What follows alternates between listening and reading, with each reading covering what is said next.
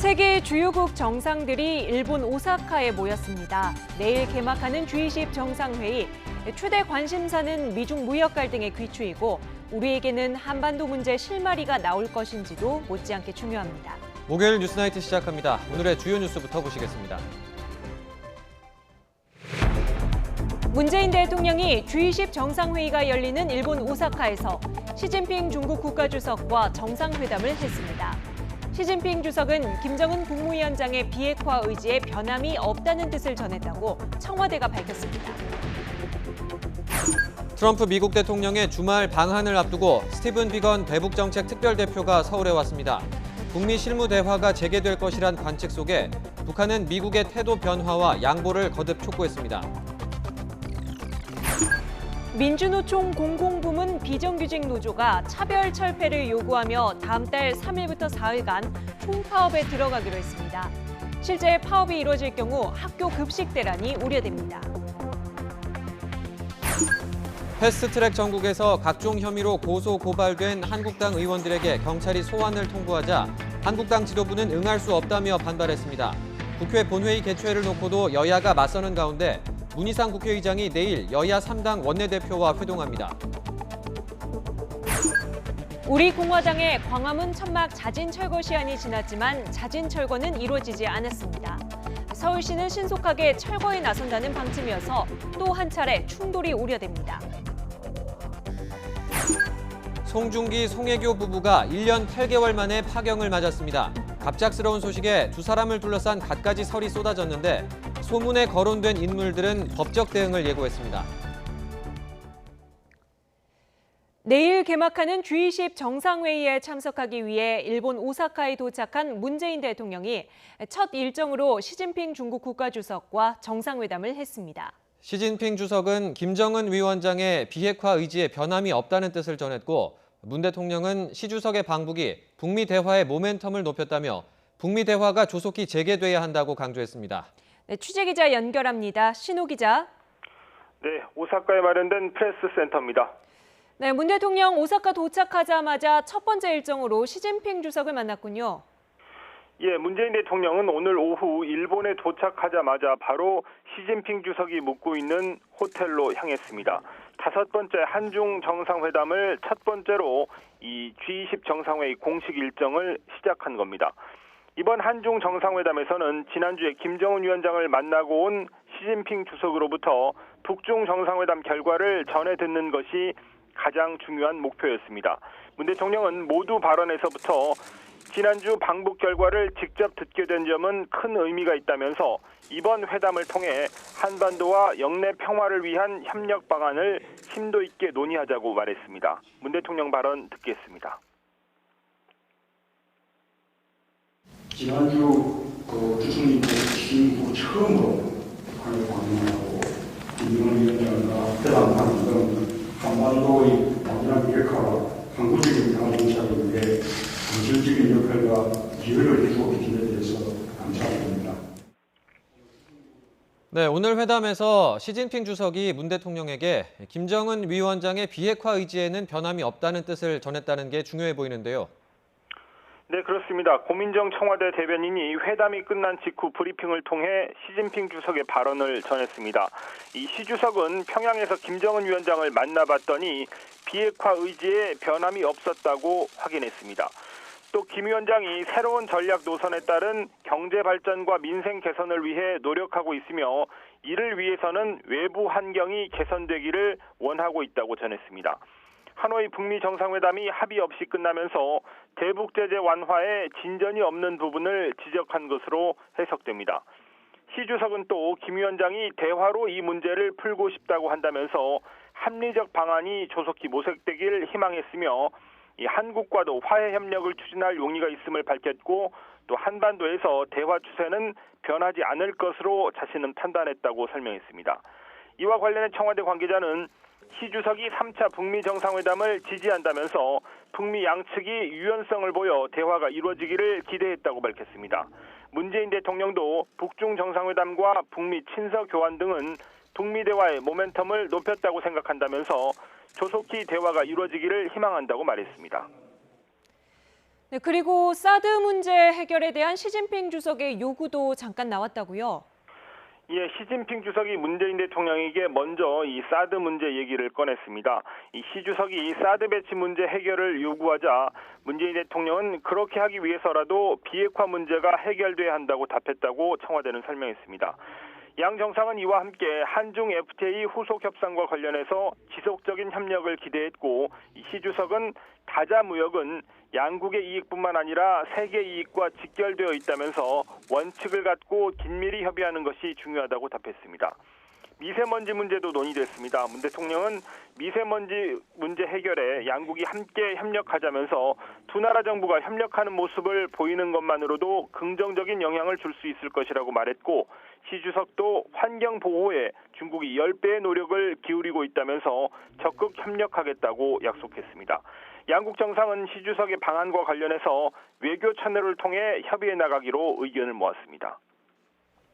네, 문 대통령이 내일은 G20 정상회의 공식 행사에 참석하고 또 푸틴 러시아 대통령과도 정상회담을 한다고요? 예, 문재인 대통령은 한중 정상회담에 이어서 이 동포 간담회 참석을 끝으로 첫날 일본 방문 첫날 일정을 마쳤습니다.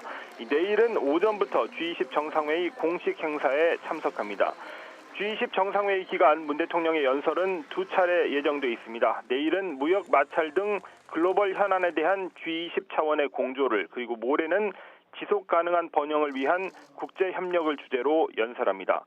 내일 가장 주목되는 일정은 역시 밤늦게 열리는 한러 정상회담입니다. 이 푸틴 러시아 대통령도 지난 4월에 김정은 위원장을 만났습니다.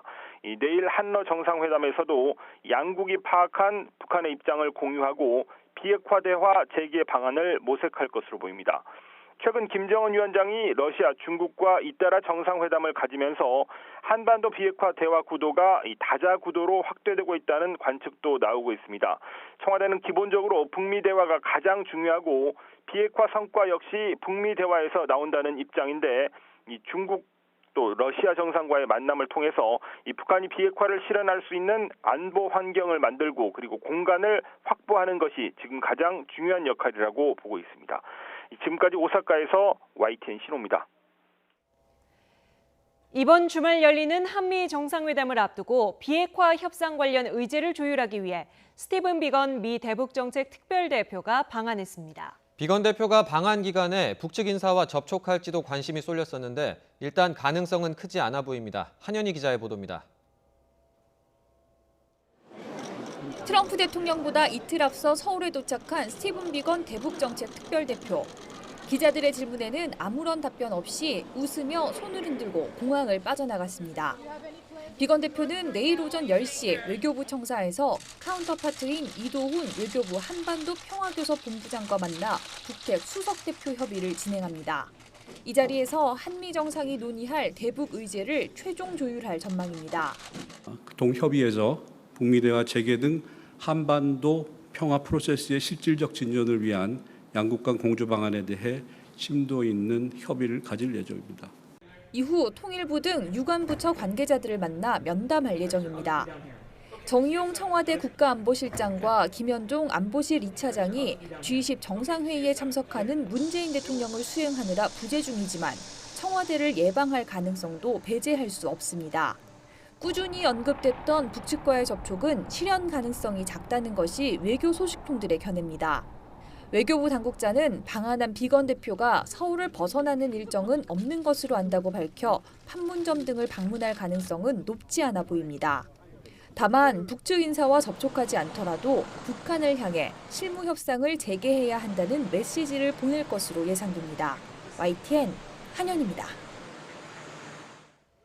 네, 북미 실무 접촉의 가능성이 낮아 보이는 건 G20 정상회의를 앞두고 북한이 내놓은 담화에서도 드러납니다. 우리나라와 미국을 모두 비난했는데요. 특히 우리 정부를 향해서는 북미 관계에 참견하지 말라며 선을 그었습니다. 보도에 김지선 기자입니다. 스티븐 비건 미 국무부 대북정책 특별대표의 방한 직전 북한이 엄포를 놨습니다. 외무성 권정근 미국 국장은 담화에서 북미 대화는 저절로 열리는 것이 아니라고 밝혔습니다. 최근 미국이 입으론 대화를 운운하며 어느 때보다 가증스러운 대북 적대 행위를 이어가고 있다는 겁니다. 이어 대화를 하려면 협상 자세가 제대로 돼야 하고 말이 통하는 사람이 온전한 대안을 갖고 나와야 한다고 주장했습니다. 북미 정상의 친서를 계기로 한 북미 실무대화 재개 움직임 속에 대화의 조건으로 미국의 태도 변화를 거듭 촉구한 겁니다. 그러면서도 김정은 위원장과 트럼프 대통령의 친분 관계는 강조했습니다. 반면 우리 정부를 향해서는 북미 관계에 참견말하며 날선 태도를 보였습니다. 정부가 마치 북미 관계를 중재하는 듯 설 자리를 찾고 있는데 북한은 미국과 연락할 일이 있으면 직접 할 것이고 남한 당국을 통할 일은 결코 없다고 못 박았습니다. G20 정상회의와 한미 정상회담을 앞두고 주도적으로 비핵화 대화를 재가동하려던 정부의 계획에 공공연히 거부감을 드러낸 셈입니다. 북한이 완전히 고립돼 있으면 우리 정부하고라도 친하게 지내려고 하겠지만 근데 완전히 고립된 게 아니라 북한의 대외교역의 90%는 중국이랑 하는데 중국이 뒷배를 봐준다니까. 한미를 동시에 겨냥한 북한의 이 같은 입장은 향후 전개될 대화 국면에서 주도권을 놓지 않겠다는 의지를 밝힌 것으로 풀이됩니다. YTN 김지선입니다. 개별 정상회담과 북미 실무대화 전망을 먼저 짚어봤는데 G20 정상회의는 내일 개막합니다. 사상 최대 규모로 치러질 이번 회의에서 무역전쟁 당사자인 미국과 중국의 양자회담에 관심이 쏠리고 있습니다. 도쿄 황보현 특파원의 보도입니다. 오사카 G20 정상회의에 참석하기 위해 세계 주요 정상들이 속속 모여들고 있습니다. 이번 G20 정상회의에는 우리나라와 미국, 중국 등 회원국 정상들은 물론 유엔과 아세안 등 국제기구 대표까지 38개 국가와 단체 수장들이 참석해 사상 최대 규모로 치러집니다. 의장국인 일본은 총리 관저 주도하에 만반의 채비를 갖췄습니다. 主要国首脳要人の安全確保、また会議の円滑な運営進行の確保、いかなる不測の事態にも対応できるよう本日10時情報連絡室を設置しました。 공식 행사는 내일 오전 기념 촬영 후 오찬을 겸한 경제 관련 모임으로 시작됩니다. 저녁에는 오사카성 안에 있는 영빈관에서 만찬이 열립니다. 세계 경제와 무역, 환경, 에너지 등 8개 분야에서 이틀 동안 활발한 논의가 진행된 뒤 공동선언문 발표를 끝으로 막을 내립니다. 각국 정상들이 총 집결하는 만큼 양자회담도 활발하게 이루어질 예정입니다. 가장 관심인 곳은 트럼프 미국 대통령과 시진핑 중국 국가주석의 미중 정상회담. G20 정상회의 마지막 날인 29일 오전에 열릴 예정인데 무역전쟁이라는 말까지 나오는 상황에서 양국 정상이 어떤 해법을 내놓을지 주목됩니다. 다음 달 국회의원 선거를 앞두고 안방에서 행사를 치르는 아베 총리는 일본 국내외에 자신의 외교적 성과를 적극 알리는 기회로 삼기 위해 단단히 벼르고 있습니다. 미국, 중국, 러시아 등 주요 국가 정상 등과 만나는 양자회담만 무려 19개를 잡아두고 있습니다. 日本は議長として意見の違いよりも一点や共通点を見出していきたいと。 문재인 대통령과의 정상회담에 대해서는 시간 제약이 많다는 이유를 들며 난색을 표하면서도 공식적으로는 결정된 게 없다는 입장을 되풀이하고 있습니다. G20 정상회의가 치러지는 회의장 주변과 오사카 시내 주요 도로에는 역시 사상 최대 규모인 3만 2천 명의 경찰이 배치돼 삼엄한 경계 경비를 펼치고 있습니다.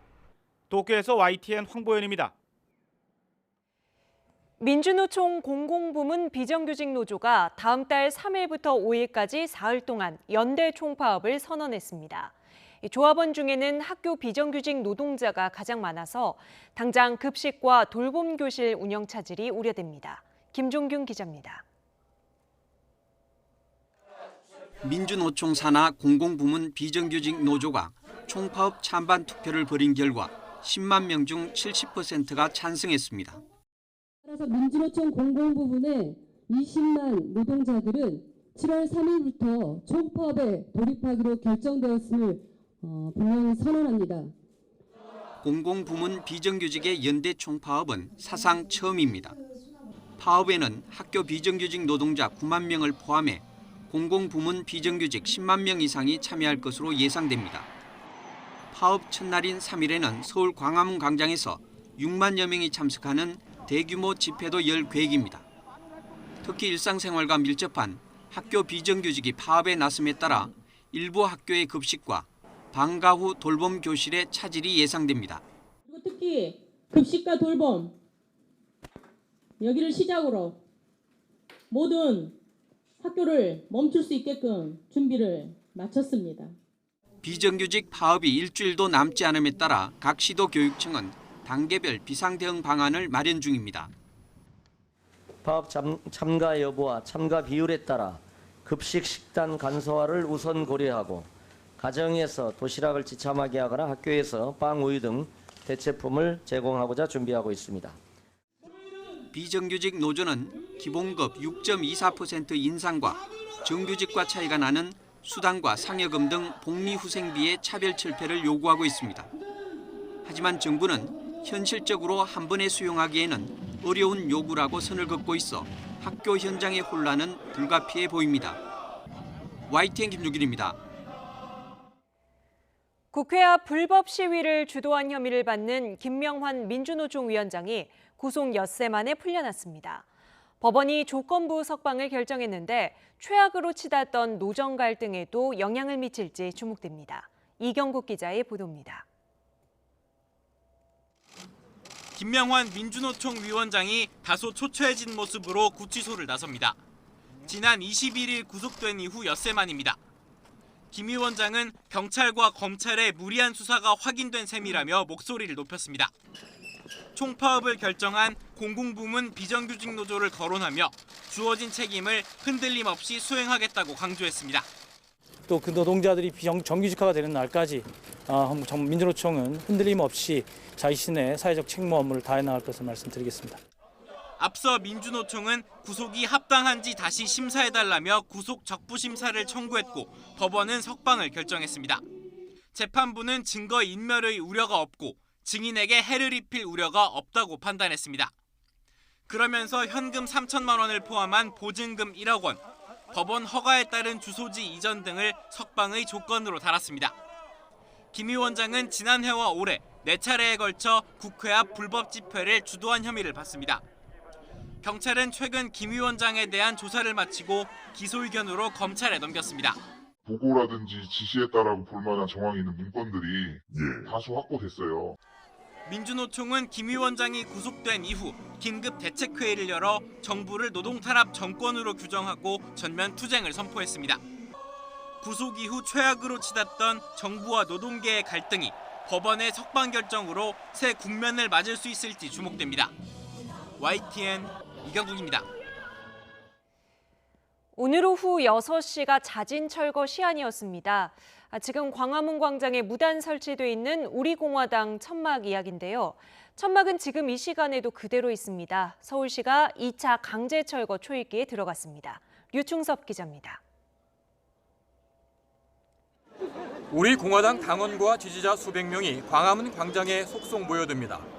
새로 설치한 천막을 철거하라는 서울시의 최후 통첩에 맞서 당원 총동원령이 내려졌습니다. 광화문 광장에는 천막 9개 동과 그늘막 1개 동이 무단으로 설치돼 있습니다. 지난 25일 1차 철거 때보다 3배 큰 규모입니다. 자진 철거 시한인 오후 6시를 넘겼지만 지지자들은 광장에 집결해 천막을 지켰습니다. 강제 철거 들어오겠어요. 우리 이제 당원들이 이제 딱 분위기 있으면 500명, 1000명 있을 텐데 이제 시행할 엄두도 못 냅니다, 이제는. 서울시는 절대 물러서지 않겠다는 입장입니다. 시한을 넘긴 만큼 신속하게 2차 행정 대집행, 즉 강제 철거에 나설 방침입니다.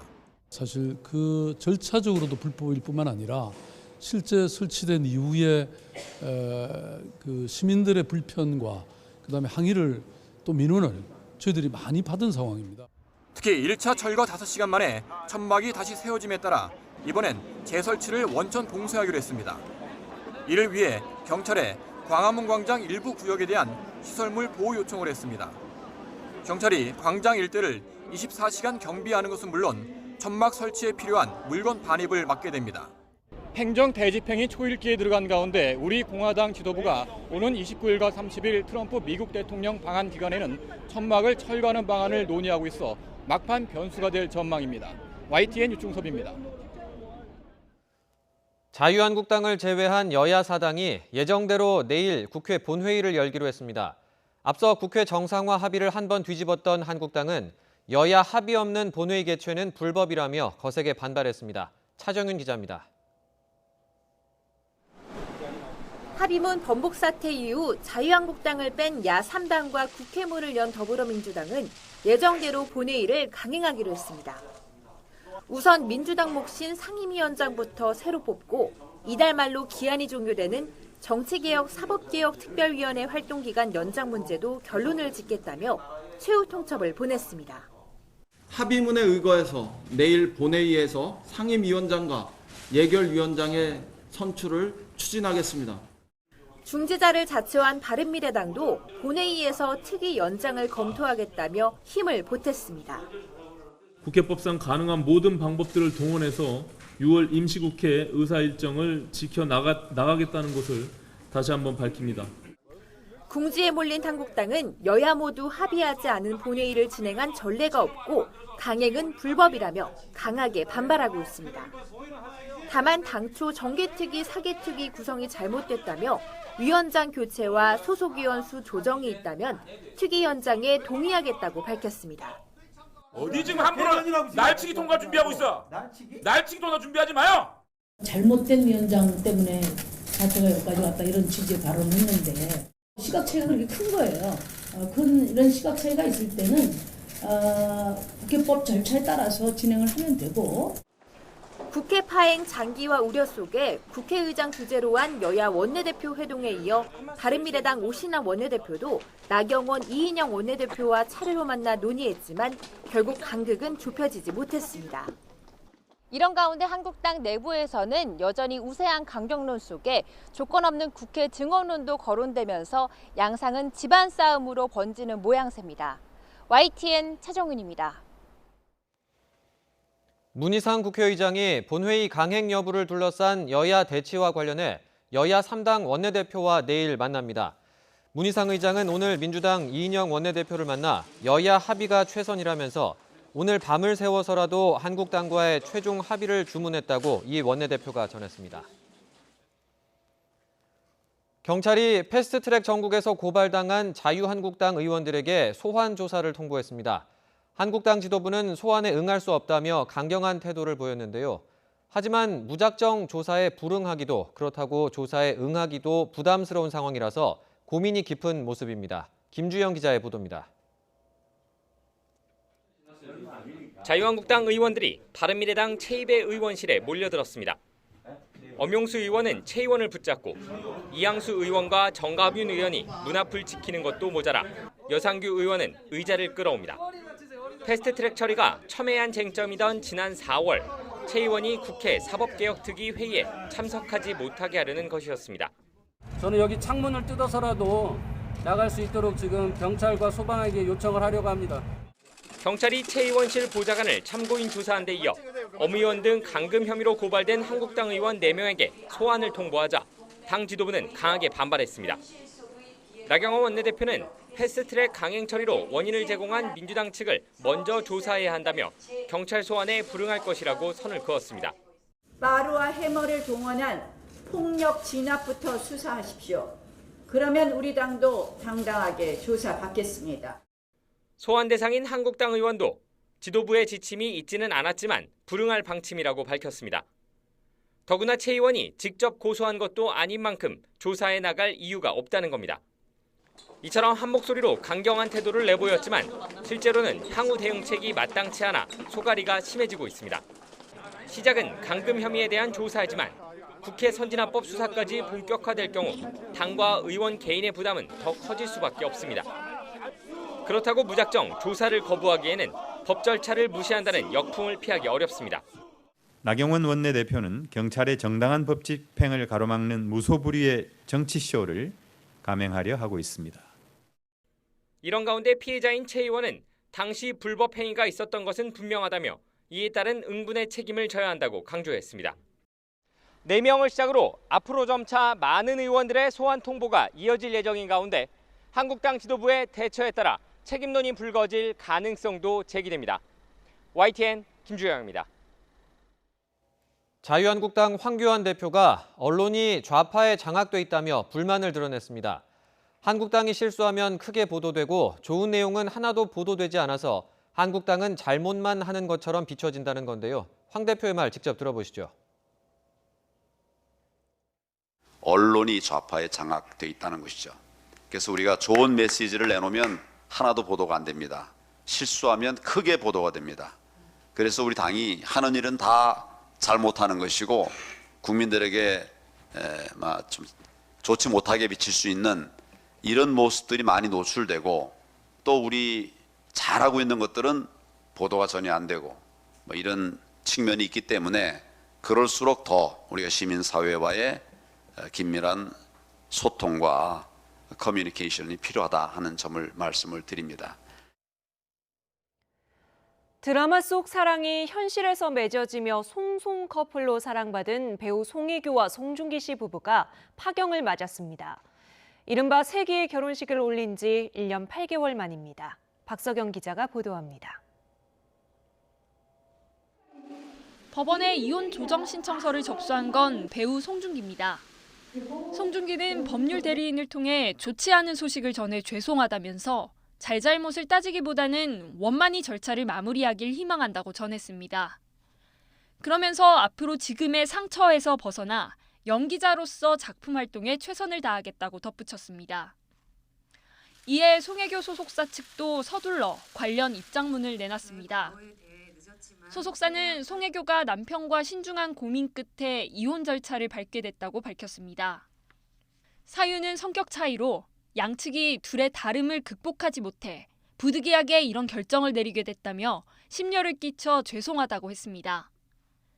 이혼 조정은 조정기일에 변호인이 대리 출석할 수 있고 세부적인 부분에 대한 최종 조정안에 양측이 동의하면 이혼이 성립됩니다. 이 경우 확정 판결과 같은 효력을 가지고 조정에 성공하지 못하면 이혼 재판을 하게 됩니다. 두 사람은 이미 이혼에 합의한 상태로 세부 사항만 정리하면 되는 단계로 전해져 재판까지는 가지 않을 것으로 예상됩니다. 앞서 두 사람은 지난 2016년 KBS 드라마 태양의 후예를 통해 연인으로 발전했습니다. 이후 각국 팬들과 취재진의 뜨거운 관심 속에 지난 2017년 10월 31일 결혼식을 올렸고 1년 8개월 만에 이혼 절차에 들어갔습니다. YTN 박서경입니다. 갑작스러운 파경 소식에 온종일 온갖 썰이 쏟아졌습니다. 당사자들은 물론 루머에 거론된 다른 배우도 근거 없는 소문을 바로잡겠다며 법적 대응을 예고했습니다. 이어서 신웅진 기자가 보도합니다. 배우 송중기와 송혜교의 파경을 둘러싸고 온종일 SNS에는 원인이나 책임을 추측하는 각종 사설 정보지가 돌아다녔습니다. 송혜교가 TVN 드라마 남자친구에 함께 출연한 박보검과 외도했다는 소문부터 송중기가 제대로 된 합의 없이 먼저 이혼 조정 신청을 했다는 설까지 급속히 퍼졌습니다. 이에 송중기 소속사는 이러한 뜬 소문에 법적으로 대응하겠다고 경고했습니다. 특히 같은 소속사 배우인 박보검이 언급된 루머는 사실이 아니라고 다시 한번 강조했습니다. 송혜교 소속사도 서로를 위해 자극적인 보도와 추측성 댓글 등을 자제해달라고 부탁했습니다. 하지만 불과 한 달 전까지만 해도 송중기가 공식 석상에서 끈끈한 부부애를 보여줬던 만큼 궁금증이 커질 수밖에 없는 상황. 굉장히 뭔가 마음의 안정을 얻었다고 해야 될까요? 그런 게 가장 달라진 점인 것 같고요. 제 와이프도 작가님 두 분 그리고 감독님의 워낙 팬이어서 또 오랜만에 제가 거의 한 3년, 4년 만에 한 드라마라서 끝까지 집중해서 잘 하라고. 공식 입장을 잘 살펴보면 두 사람의 미묘한 온도차도 보입니다. 송혜교는 성격 차이라고 못을 박았고 송중기는 잘잘못을 따지지 않겠다고 간접적으로 표현해 뉘앙스를 달리했습니다. 또 지난 2017년 결혼 당시 각자 소속사가 동시에 발표한 것과 달리 이번에는 송중기 입장이 먼저 나간 뒤 송혜교가 늦게 사실을 인정하기도 했습니다. 대형 한류 스타인 만큼 파장을 고려해 당사자들이 구체적인 이혼 사유 등을 더 언급하지는 않을 것으로 보입니다. 세간의 관심 속에 두 사람은 빠르면 한 달 내에 결별 과정을 마무리 짓고 각각 영화와 드라마 등 차기작에 출연할 예정입니다. YTN 신홍진입니다. 한류 커플의 파경 소식은 우리나라를 넘어 해외에서도 화제가 되고 있습니다. 이혼 조정 신청서가 접수됐다는 국내 언론 보도가 나온 이후 아시아 각국 인터넷 매체들을 중심으로 반응이 쏟아지고 있습니다. 조수연 기자입니다. 동화가 끝났다. 중국 신화닷컴은 송중기, 송혜교 커플의 이혼 소식을 전하며 이렇게 묘사했습니다. 두 배우의 소속사가 각각 배포한 입장문도 번역하며 보도를 이어갔습니다. 한류 스타 부부의 파경은 중국판 트위터인 웨이보 메인 화면도 장식했습니다. 국내 보도가 나온 지 1시간 만에 관련 키워드가 실검 1위에 올랐습니다. 소식이 실시간으로 퍼져나가면서 오전 중에 조회수 12억 회를 기록했습니다. 일본 언론들도 관심을 나타냈습니다. 아사히 신문과 지지통신은 태양의 후예 커플이 1년 8개월 만에 파경을 맞았다고 보도했고, 교도통신도 한류 스타 커플 이혼이라는 기사를 비중 있게 내보냈습니다. 대형 포털 사이트인 야후 재팬은 메인 화면에 이혼 소식을 담은 기사를 띄웠습니다. 이 밖에 싱가포르와 인도네시아 등 아시아 각국 매체들은 과거 두 사람이 함께한 사진과 함께 파경 소식을 상세히 전했습니다. YTN 조수연입니다. 서울 지역 자유형 사립고의 재지정 평가 결과 발표가 임박한 가운데 조희연 서울시 교육감이 자사고 지정 취소에 거듭 강한 의지를 보였습니다. 교육부가 만약 자사고 지정 취소 결정에 동의하지 않으면 권한쟁의 심판을 청구할 수 있음을 내비쳤습니다. 권호진 기자가 보도합니다. 재선 1주년을 맞이해 열린 조희연 교육감의 기자회견 화두는 단연 자사고였습니다. 우선 다음 달 10일쯤으로 예정된 서울시내 13곳의 자사고 재지정 평가 결과를 교육부가 동의할 것이란 기대감부터 나타냈습니다. 그러면서 만약 동의하지 않으면 법적 대응이 불가피함을 강조하며 교육부를 압박했습니다. 권한쟁의 심판도 여러 가지 법치주의 사회에서 법적 수단이라고 봐요. 교육부와 중앙정부하고 지방 자치단체 간에 불일치가 있을 때. 앞서 전주 상산고의 재지정 취소를 결정한 김성한 전북도 교육감과 같은 발언을 냈습니다. 자사고 문제를 놓고 교육부와 진보 교육감 사이에 갈등이 나타날 수도 있음을 예고하는 대목입니다. 조 교육감은 이어 자사고 운영평가 결과 보고서가 제출됐다고 설명하고 평가 점수는 알려지겠지만 평가위원 공개는 어렵다는 입장을 보였습니다. 평가 점수, 합격이나 탈락 점수는 공개되는 거죠, 결과적으로. 자사고 재지정 기준 점수가 시도 교육청마다 다른 것에 대해서는 공정성 논란이 제기될 수 있다고 지적하고 국민이 납득할 수 있도록 큰 틀에서의 재검토를 교육부에 요청했습니다. 어떤 학교는 79점인데도 떨어지고 어떤 학교는 말하자면 75점인데도 유지되는 그게 또 평가의 공정성 논란으로 비화되기 때문에 조 교육감은 도전을 받고 있는 혁신학교가 한 단계 높아져야 한다면서 올해 8곳이 지정된 혁신미래자치학교가 2단계 혁신학교라고 설명했습니다. 내년에 모든 중학교 자유학년제 운영과 전 고등학교의 고교 학점제 초기 모델격인 개방연합형 종합캠퍼스 교육과정 도입 의사도 밝혔습니다. YTN 근호진입니다. 그렇다면 올해 재지정 평가를 받는 전국 자사고 현황을 짚어보겠습니다. 오늘 자사고 3곳의 희비가 엇갈렸는데요. 부산 해운대고는 재정과 시설 여건 등에서 낮은 점수가 나와서 재지정 기준 점수인 70점에 훨씬 못 미치는 54.5점으로 지정 취소가 됐습니다. 천안 북일고와 대구 개성고는 기준 점수인 70점을 초과해 자사고 지정 기간이 연장됐습니다. 올해 들어 지금까지 재지정 평가를 받은 학교는 전국에 9곳인데 이 가운데 3곳, 그러니까 안산 동산고, 전북 상산고, 그리고 부산의 해운대고는 재지정이 취소됐고 나머지 6곳은 자사고로 재지정된 상태입니다. 전주 상산고 재지정 취소 결정을 내린 김승환 전북교육감은 어제 국회에 나와서 자사고가 의대 입시반으로 변질됐다고 정면 비판했는데요. 잠시 들어보시죠. 상산고등학교를 졸업한 학생들이 주로 어느 분야 대학으로 가는지 압도적으로 의과대학으로 합니다. 올해만 하더라도 벌써 제가 아까도 확인했는데 학교 게시판에 올라와 있는 숫자가 275명입니다. 한 학년 숫자가 360명인데 물론 재수생 한 200명을 포함한다 하더라도 275명이 의대를 간다. 이것은 잘못돼도 한참 잘못됐다는 것입니다. 앞선 리포트에서 보신 것처럼 서울권 자사고들의 재지정 여부도 다음 달 10일 전에 결정되는데요. 대상은 모두 13곳입니다. 이 가운데 다수가 탈락할 것이라는 전망도 나오지만 정치권에서도 자사고 문제에 목소리를 내고 있는 상황이라 결과를 예측하기는 쉽지 않습니다.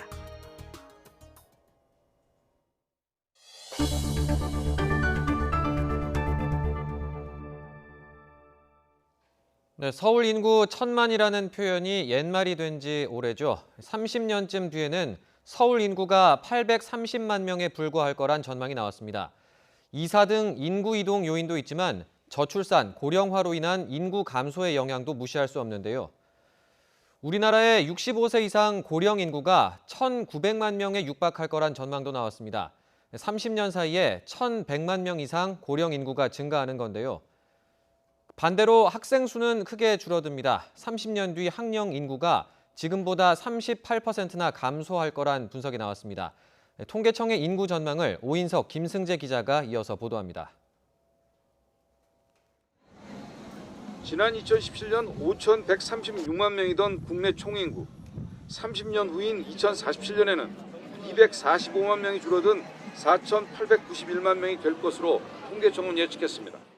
서울은 2017년 977만 명에서 145만 명이 줄어든 832만 명으로, 부산은 74만 명이 감소한 268만 명이 예상치입니다. 서울은 2035년에 900만 명 아래로 내려간 뒤 인구가 계속 줄면서 유출 규모가 가장 컸습니다. 부산과 대구, 광주, 울산은 15% 이상 인구가 감소하는 것으로 나타났습니다. 반면 경기와 세종, 충남 등은 30년 뒤 인구가 증가할 것으로 예측됐습니다. 경기도는 120만 명이 늘어나며 1,400만 명에 육박할 것으로 전망됐습니다. 서울 같은 경우에는 30, 40대에서 주로 분석하기로 여러 가지 이유가 있겠지만 주택이나 이런 이유로 경기도 쪽으로 많이 이동을 하시는 경향들이 있습니다. 전국적으로 65살 이상 고령 인구는 30년 동안 1,172만 명이 증가해 2047년엔 1,879만 명에 이를 것으로 추산됐습니다. 부산과 전남 등 8개 시도의 고령 인구 비중은 40%를 넘어 10명 중 4명이 65살 이상이었습니다. 반면 저출산 등의 영향으로 30년 뒤 15에서 64살 생산 연령 인구는 전국적으로 1,200만 명이 줄어들 것으로 전망됐습니다. 생산 연령 인구 100명이 부양하는 유소년 고령 인구를 뜻하는 총 부양비는 30년 뒤 90.9명으로 크게 늘어날 것으로 예측됐습니다. 특히 전남과 경북, 강원, 전북 등은 100명을 넘어 부양자보다 피부양자가 더 많아져 대책 마련이 필요해 보입니다. YTN 오인석입니다. 서울의 한 초등학교입니다. 올해 입학한 1학년은 116명으로 지난해 입학한 2학년보다 32명이나 줄었습니다. 이 학교는 최근 출생률 저하를 반영하듯 몇 년간 학생 수 감소가 이어지고 있습니다. 통계청 조사 결과 6살부터 21살까지 전국 학령 인구는 2017년 846만 명에서 2047년 524만 명으로 38% 감소할 것으로 나타났습니다. 전국 17개 시도 가운데 가장 젊은 도시인 세종만 5만 명에서 10만 명으로 늘고 이외 지역은 모두 감소할 것으로 예상됐습니다. 2017년 대비 2047년 학령 인구는 세종이 85.7% 증가한 반면 제주와 경기를 제외한 14개 시도는 30% 이상 감소할 것으로 예상됩니다. 주요 지역 감소율을 보면 서울 45.2%, 경기 25.9%, 인천 35.2%, 부산 47.9% 등입니다. 예상 감소율이 30% 이상인 시도가 14곳, 이 가운데 40% 이상인 곳은 11곳에 이릅니다. 권역별로는 영남권의 감소폭이 45.9%로 가장 컸고 호남권, 중부권, 수도권 순이었습니다. 학년별로는 고등학교 학령 인구인 15세부터 17세까지의 감소세가 두드러졌습니다. 출생률 저하와 학령 인구의 감소로 초등학교에서부터 대학까지 우리 교육 체계에 대한 대대적인 수술이 중요한 과제가 되고 있습니다. YTN 김승재입니다. 경찰에 수배 중이던 40대 남성이 무면허 운전을 하다 20대 청년을 차로 치고 그대로 달아났습니다. 피해자는 뇌 손상을 입는 등 회복이 어려울 정도로 크게 다쳤습니다. 나혜인 기자의 보도입니다. 새벽 3시 반 흰색 차량이 도로를 건너던 20대 청년을 들이받습니다. 운전자가 내려 상태를 살피는 듯 하더니 피해자를 내팽개치고 다시 차에 오릅니다. 내려가. 형 저기 돈 같으니까.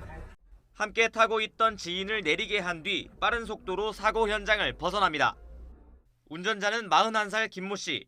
3년 전 경찰의 수배 대상이 됐고 이후에도 사기와 절도 등 5건의 범죄를 저질러 도피 생활 중이었습니다.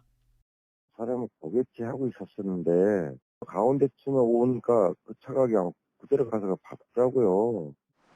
새벽까지 일하다 퇴근하던 피해자는 얼굴과 다리뼈가 부러지고 뇌 손상을 입었습니다. 뇌 수술 이후 겨우 의식은 돌아왔지만 앞으로 몸을 정상적으로 움직일 수 있을지 장담할 수 없는 지경입니다. 사고 현장입니다. 이곳에서 차량에 크게 부딪힌 피해자는 충격으로 무려 10m나 튕겨 나갔습니다. 뺑소니를 친 김 씨는 사고 차량을 부근에 내버려둔 채 본인 오토바이로 갈아타고 도주를 이어갔습니다. 그러다 사고 9일 만에 서울의 한 모텔에서 붙잡혔습니다. 김 씨는 경찰 조사에서 처벌이 두려워 도망갔다고 진술했습니다. 수배 중으로 중한 형사처벌이 두려워서 도주를 하였다고 진술하였고 사고 발생 당시 현장에서 피해자의 의식이 없는 상태도 확인하였음에도 경찰은 김 씨를 도주치상 혐의 등으로 구속하고 동승자는 사고 후 미조치 혐의로 입건했습니다. YTN 나혜인입니다. 어제 큰 불이 났던 서울 은명초등학교에서 합동 감식이 진행됐습니다. 정확한 화재 원인 파악까지는 시간이 좀 걸릴 것으로 보이는데 교육당국은 학생들이 다른 학교에서 수업을 받도록 하는 방안을 검토하고 있습니다. 박희재 기자의 보도입니다. 큰 불로 이틀간의 휴업에 들어간 서울 은명초등학교. 건물 곳곳에 화재 흔적이 선명하게 남아 있습니다. 교사들만 출근한 가운데 일부 학생들은 걱정스러운 마음에 학교를 찾았습니다. 과학 수업이었는데 끝나고 도서관 가는 길에 뒤에서 펑 터지는 소리가 나서 빨리 반납하고 나왔어요. 불이 처음 시작된 쓰레기 집화장에선 경찰과 소방, 전기안전공사가 합동 감식을 벌였습니다. 감식단은 또 바로 옆 학교 건물로 불이 번진 경로를 집중적으로 조사했습니다. 필로티 구조의 주차장과 알루미늄 소재의 외벽이 피해를 키운 것으로 보고 있습니다. 공기가 통하고 이 연기하고 이 불꽃은 위로 올라가게 돼 있죠. 그러니까 위층에 이제 피해가 많이 발생되는 거죠. 지금 그 초등학교도 그렇고. 정확한 화재 원인이 나오기까진 시간이 더 걸릴 것으로 보입니다. 지금요 합동 감식 끝났습니다. 그게 끝입니다. 아직 원인 안 나왔어요. 네. 불이 난 건물은 3학년과 5학년, 돌봄과 방과 후 수업이 이루어지던 곳입니다. 휴업이 끝나는 당장 다음 주 월요일부터 수업할 곳이 마땅치 않습니다. 건물 보수 작업은 정밀 안전 진단 등이 필요해 최소 6개월이 걸릴 것으로 보입니다. 학생들 있던 교실들이 좀 있어서 다른 학교 이전할지 이런 것들 좀 논의하고 있어요. 교육청은 불안감을 느끼는 학생들에게 심리 상담을 지원하는 방안도 논의하고 있습니다. YTN 박희재입니다. 어제 경부고속도로 한복판에 길이 10cm가 넘는 나사못과 볼트 1000여 개가 발견됐습니다. 지나는 차들이 밟아서 튀기라도 하면 사고로 이어질 수도 있는 상황이었는데요. 빗속에서 위험을 무릅쓰고 40분 넘게 이 나사못을 치운 경찰관을 이윤재 기자가 만나봤습니다. 경북 칠곡군 경부고속도로 부산 방향. 조심스레 뒤를 살피던 경찰이 도로에 뛰어듭니다. 발로 무언가를 쓸어내고 손으로 주워 도로 밖으로 던집니다. 또 한 번 차로로 들어서다 갓길로 급히 몸을 피하고 다시 3차로까지 뛰어들어 무언가를 치웁니다. 4차선 고속도로 3, 4차로에 길이 10cm가 넘는 이런 볼트가 떨어져 있어 도로에 들어선 겁니다. 주인공은 경북지방경찰청 고속도로 순찰대 소속 이재홍 경위와 오영호 경위입니다. 순찰 도는데 3차로 창에 그 하얀색 포대가 있길래 그 포대 위에 10cm가량 너트하고 볼트가 보이길래 이제 갓길에 차를 세우고 도로에 놔둔 구는 나사못과 볼트는 1000개가 넘었고 정리 작업은 40여 분 동안 이어졌습니다. 못이나 볼트가 타이어에 박히거나 달리는 차에 튀면 자칫 큰 사고로 이어질 수 있어 위험을 무릅쓰고 뛰어든 겁니다. 낙하물, 적재 이런 걸 밟으면 차량 피해, 인명 피해가 많기 때문에 저희들은 일단 제가 할 수 있는 한도 내에서는 제거를 하려고 노력을 하고 있습니다. 화물차에 실은 짐이 떨어져 사고로 이어지면 최대 5년 이하의 징역이나 2천만 원 이하의 벌금을 받을 수 있습니다. 도로를 달리는 모두의 안전을 위해 운전자, 특히 화물차 기사들의 세심한 주의가 필요합니다. YTN 이윤재입니다. 네, 고마운 경찰관 소식 보셨는데 퇴근 후에도 직업 정신을 발휘한 훈훈한 소방관 소식도 준비했습니다. 강원도 원주에서 있었던 일인데요. 화면 보시죠. 도로 위에 주차된 1톤 화물차에 불꽃이 보입니다. 연기도 스멀스멀 올라오는데요. 그런데 지나가던 한 남성이 불을 보자 급히 소화기를 가져오더니 차량에 구석구석 뿌려줍니다. 강원 원주소방서 소속 정환영 소방장이었는데요. 퇴근 후 가족과 함께 집 근처를 산책하던 중이었다고 합니다. 경찰 조사 결과 불은 차량 배터리 부근에서 시작됐는데요. 화물차 주인 51살 서모 씨는 하마터면 차량이 다 탈 뻔했는데 큰 사고를 막을 수 있었다며 고마워했다고 합니다. 전자발찌를 찬 전과자의 범행이 잇따르자 법무부가 법을 고쳐 전자발찌 착용자의 야간 외출은 아예 제한하겠다고 나섰습니다. 하지만 실효성 논란과 함께 인권 침해 우려도 나옵니다. 권남기 기자입니다. 지난 5월 선배 약혼녀 살인 사건 등 올해에만 최소 5건의 범행이 전자발찌를 찬 채 이뤄지자 법무부가 대책을 내놨습니다. 전자발찌 착용자에 대한 야간 시간대 관리를 강화하겠다는 것이 핵심으로 야간 신속 대응팀과 전담 보호 관찰관의 수를 늘리고 재범 위험성이 높은 100명 정도는 위치 추적을 집중적으로 하겠다고 강조했습니다. 전자발찌 착용자 가운데 상습 음주자는 집에 들어가도록 지도하는 등 음주를 통제하겠다는 방안도 덧붙였습니다. 특히 모든 전자발찌 착용자의 야간 외출을 원칙적으로 제한하는 내용의 법 개정을 추진하겠다고 발표했습니다. 하지만 특정 시간대의 외출을 아예 제한하는 건 실효성 문제와 함께 인권 침해의 소지가 있다는 지적이 나옵니다. 개별 사건별로 법원의 판단을 받아야 하는 야간 외출 제한을 전자발찌를 착용했다는 이유만으로 모두 적용하는 건 문제가 있다는 겁니다. 야간이라 해서 더 위험하다는 건 일반적인 편견에 불과하고요. 법무부의 판단만으로 주거를 제한하고 또 자유로운 이동을 제한하는 건 문제가 있습니다. 법원의 판단에 의해서 제한해야 합니다. 실제 법무부가 작성한 통계를 봐도 전자발찌를 찬 채 범죄를 저지르는 비율은 주간과 야간이 큰 차이를 보이지 않았습니다.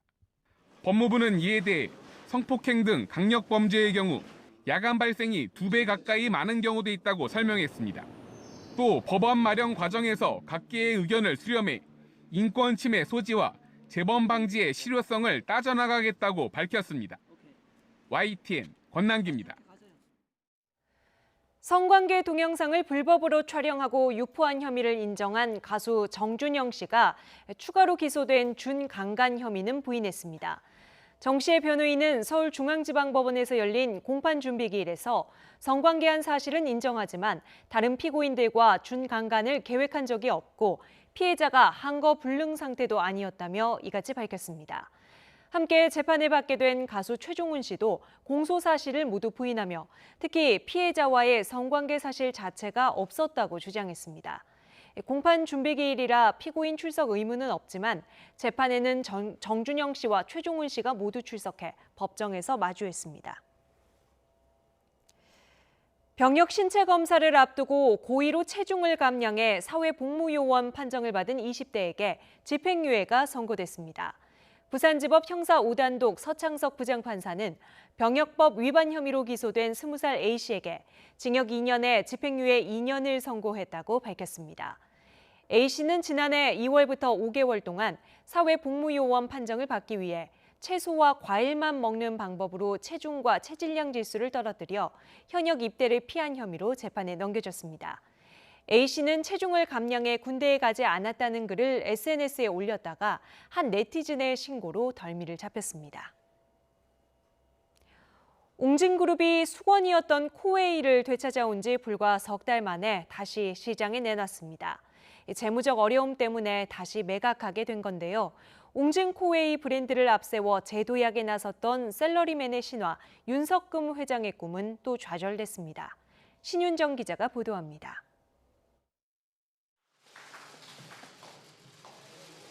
지난해 10월 웅진그룹은 가정 렌털 기업 코웨이를 인수한다고 전격 발표했습니다. 사모펀드인 MBK에 매각한 지 5년 9개월 만으로 1조 6천억 원가량을 주고 지분 22.1%를 사들이기로 한 겁니다. 기자회견장에 나온 윤석금 회장은 오랫동안 코웨이 인수를 희망했고 그 결실이 이루어졌다며 상기된 모습이었습니다. 그룹 재건에 대한 강한 의지도 드러냈습니다. 우리나라는 실패한 오너가 다시 키운 예가 거의 잘 없더라고요. 그런 점에서 저는 기필코 이것을 성공시켜야 되고 그리고 내가 혼신의 모든 것을 바쳐서 성공시킬 그럴 생각을 하고 있습니다. 지난 3월 말 인수대금 납부를 완료하고 사명도 웅진 코웨이로 바꾸며 새 출발에 나섰습니다. 인수자금은 한국투자증권에서 1조 1천억 원을 빌리고 투자 전문 회사에서도 5천억 원 투자를 받아 마련했습니다. 그러나 인수 직후 다른 계열사에서 발생한 문제에 또 발목을 잡혔습니다. 태양광 사업을 하는 웅진에너지가 기업 회생 절차를 신청했고 이로 인해 지주사의 회사채 신용등급이 하락하며 이자 비용이 증가했다는 겁니다. 그 향후에 리파이낸싱을 하는데 문제가 생길 수 있다고 생각을 하고 선제적으로 코웨이를 매각을 해서 뭐 그룹이나 아니면 코웨이나 싱크빅으로 전이될 그런 리스크를 해결을 하는 게 맞다고. 웅진그룹은 코웨이와 북센, 플레이도시도 매각해 현금을 추가 확보하고 웅진 싱크빅을 중심으로 안정적인 경영을 이어간다는 방침입니다. 지난 1989년 윤 회장이 설립한 코웨이는 정수기 등으로 렌탈 시장을 만들고 업계 1위 기업으로 성장했지만 건설업 진출 등으로 그룹이 경영 위기에 몰리면서 지난 2013년 1월 MBK에 팔렸습니다. 셀러리맨 신화의 동력이었던 코웨이를 다시 품으며 재도약을 꿈꿨던 74살의 윤석금 회장은 화려한 부활의 꿈을 또다시 접게 됐습니다. YTN 신윤정입니다.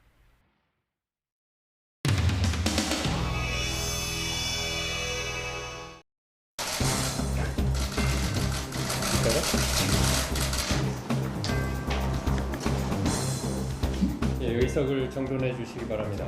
개회하겠습니다. 여러분들 아시겠지만은 국회가 아직 좀 여유롭지 못한 그런 부분이 있습니다. 그래서 김병관 의원님께 사회권을 넘겨서 회의를 진행하도록 부탁드리겠습니다. 답이요?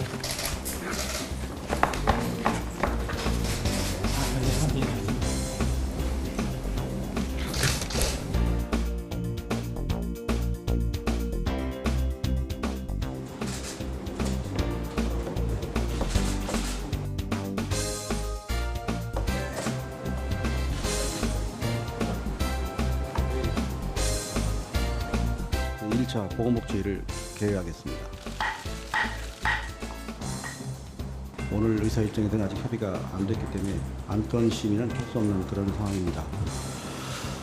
아쉽고 안타깝습니다만 우리 위원장님 오늘 회의 열어주셔서 감사하긴 하나 1,300여 건의 법안이 계류돼 있고 240건은 상정을 하지 못하고 있는 상황입니다. 이건 상정을 시켜줘야 되는 거 아니겠습니까?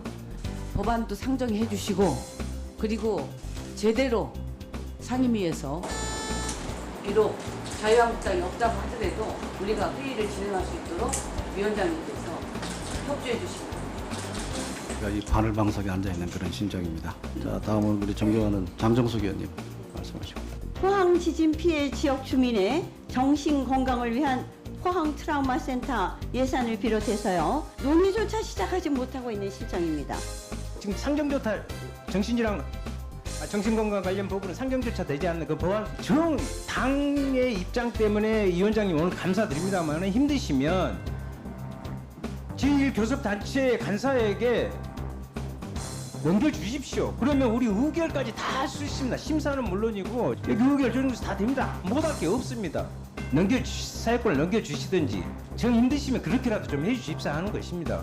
그리고 아니면 그것조차도 정말 힘드시면 공개적으로 말씀하시기가 힘드시면 그냥 좀 어떻게 쉬시라고 좀 그러고 하여튼 계시면 저희들이 알아서 하겠습니다. 예. 진짜요.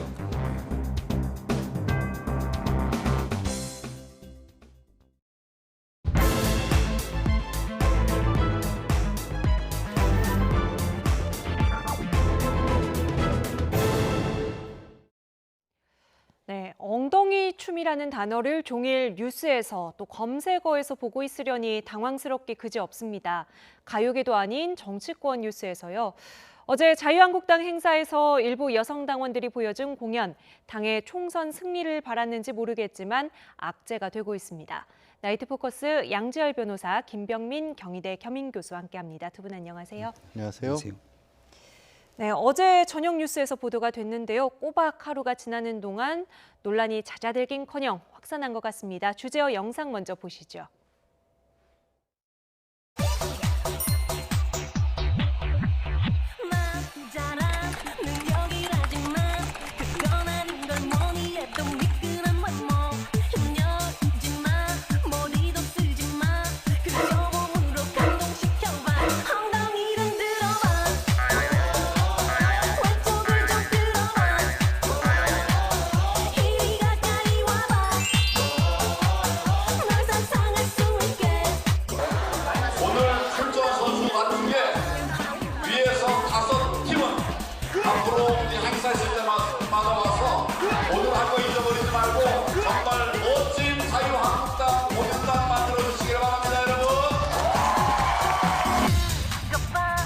품격 있는 보수정당답지 않게 요즘 한국당의 실언과 실수가 부쩍 잦아졌습니다. 실수가 반복되면 실력입니다. 바지 내리고 엉덩이 흔들고 반대편은 박수치고 폭력적 성인식에 경악을 금할 수 없습니다. 매일매일이 놀랍습니다. 하는 집마다 국민의 매를 불고 있습니다.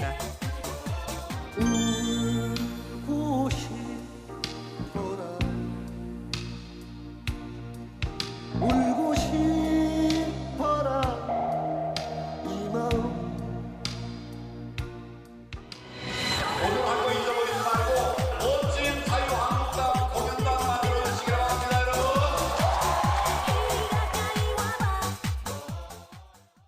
네, 어제 자유한국당의 2019 우먼 페스타라는 행사에서 벌어진 일이죠.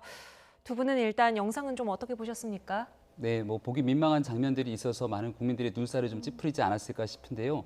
일단은 해당 행사를 보니까 이 전체 여성위원회 위원들이 좀 어느 정도 모여서 여성의 정치 참여를 논하고 일부 있었던 장기자랑에서 있었던 돌발 상황이 아닌가라는 생각이 듭니다. 네. 사실 이 문제가 좀 불거지고 나면서 저 자리에 참석했던 사실 여성의 정치 참여를 목놓아서 외치고 싶었던 여성 당원들 전체가 조금 매도되는 것은 아닌가 싶어서 안타까운 측면이 있는 것 같고요. 네.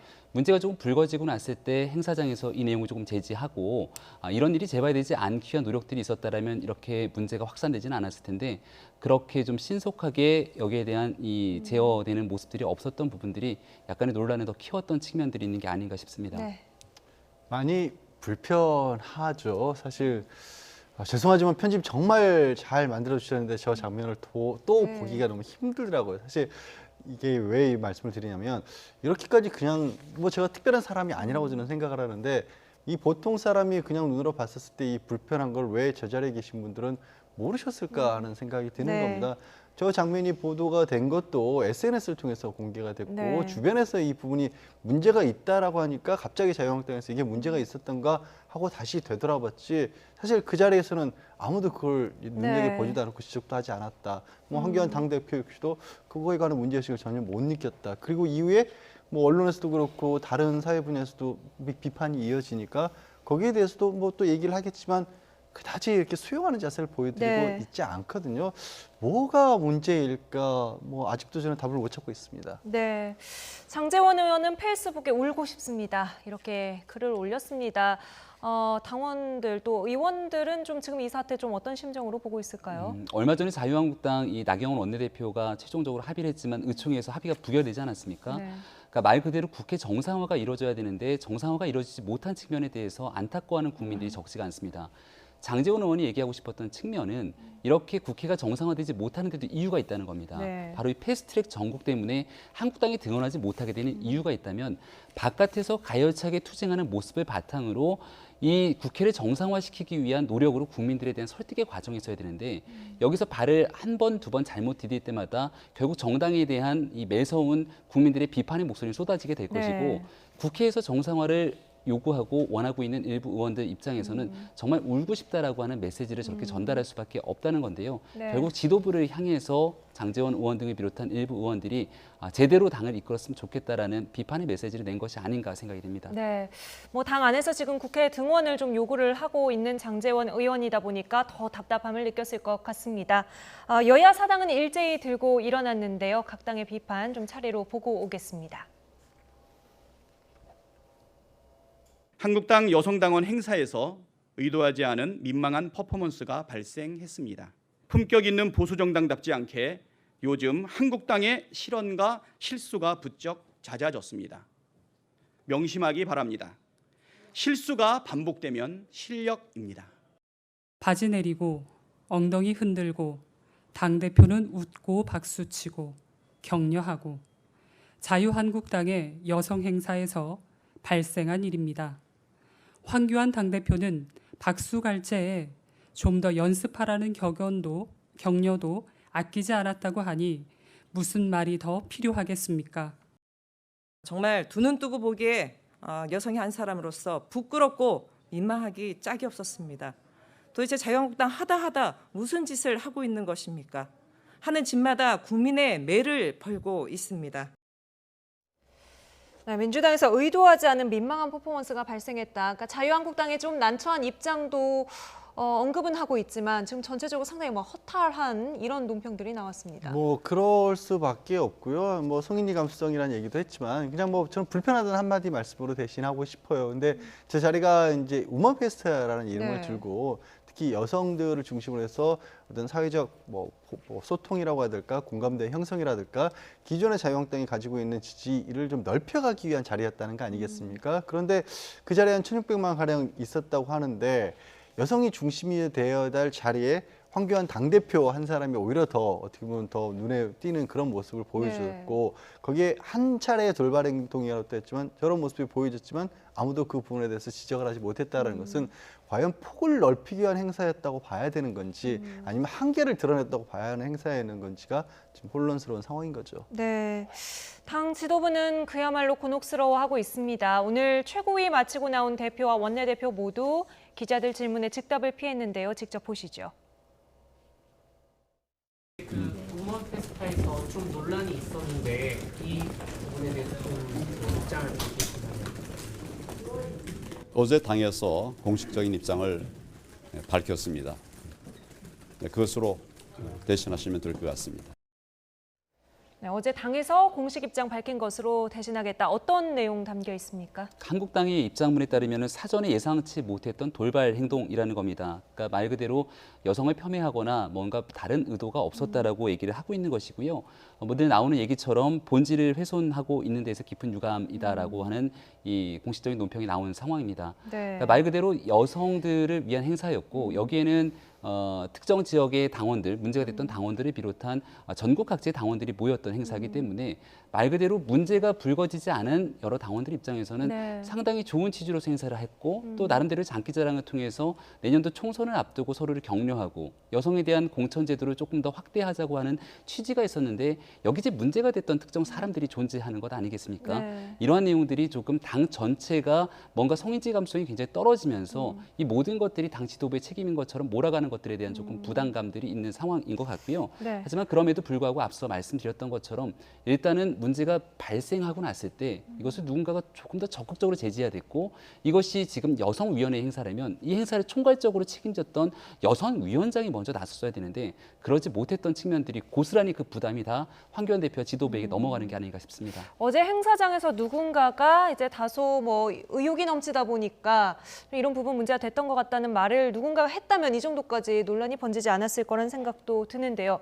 지금 유감은 잘 알겠는데 어쨌든 당 차원의 행사가 이제 국민들에게는 상당히 불편한 부분으로 작용을 하지 않았습니까? 뭐 어떤 사과나 반성 같은 것들은 입장문에 안 담겨 있나요? 사실 그 부분이 더 의아한 것 같아요. 그러니까 황교안 당대표 지금 기자분들의 질문에 굉장히 표정이 굳어서 답변을 하고 있는데 어제 이제 당의 공식 차원 입장이라 그러니까 해명이죠, 일종의 돌발 행동으로 벌어진 일이지 우리는 이걸 잘 알지 못했다라는 식의 얘기만 하고 있어요. 황교안 당대표 최근에 뭐 약간의 구설수 때문인지 직접적으로 기자분들을 향해서 백브리핑하지 않겠다. 네. 그러니까 당에서 공식적인 대변을 향한 논평만 나가겠다라는 그 이유 때문에 그런 건지 모르겠지만 어찌 보면 일종의 모범답안 아닌가요? 지적하신 것처럼 굉장히 유감스럽고 죄송스럽고 재발하지 않도록 만들겠다. 왜 이런 일이 벌어졌는지 최대한 알아보겠고 행사 자체에 있어서 만약에 불편을 끼쳐드린 분이 있다면 그 부분 정중히 사과한다. 이거 그냥 모범답안 아닐까요? 네. 최소한 이런 정도의 얘기라도 하신 다음에 그 다음에 다른 말씀하시면 좋겠는데 이 말씀하기가 그렇게 어려운 걸까요? 그러니까 이런 부분들이 자꾸만 이제 어떻게 보면 신뢰도를 떨어뜨리거나 아니면 스스로 뭐 자신에 대한 어떤 이미지를 좀 깎아내리는 쪽으로 작용하는 게 아닌가 싶어요. 네. 이 상황에서 당 지도부가 어떻게 대응했다면 더 좋았을까요? 그런데 황교안 대표는 언론을 향한 불편한 심기 또 억울한 마음도 조금 표출을 했습니다. 보고 오시죠. 언론이 좌파에 장악돼 있다는 것이죠. 그래서 우리가 좋은 메시지를 내놓으면 하나도 보도가 안 됩니다. 실수하면 크게 보도가 됩니다. 그래서 우리 당이 하는 일은 다 잘못하는 것이고 국민들에게 좀 좋지 못하게 비칠 수 있는 이런 모습들이 많이 노출되고 또 우리 잘하고 있는 것들은 보도가 전혀 안 되고 뭐 이런 측면이 있기 때문에 그럴수록 더 우리가 시민사회와의 긴밀한 소통과 커뮤니케이션이 필요하다 하는 점을 말씀을 드립니다. 실제로 어떻게 보십니까? 지금 언론이 자유한국당의 좋은 점은 굳이 보도하지 않고 조그만 실수들을 모아서 좀 부풀려서 보도를 한다. 이런 행태들이 좀 있다고 보세요? 한국당 입장에서는 계속해서 주장하고 있던 부분들이 언론이 편향돼 있다. 그리고 이 공영방송이 어느 정도 정치적 편향성에 장악돼 있다는 주장들을 끊이지 않고 해왔습니다.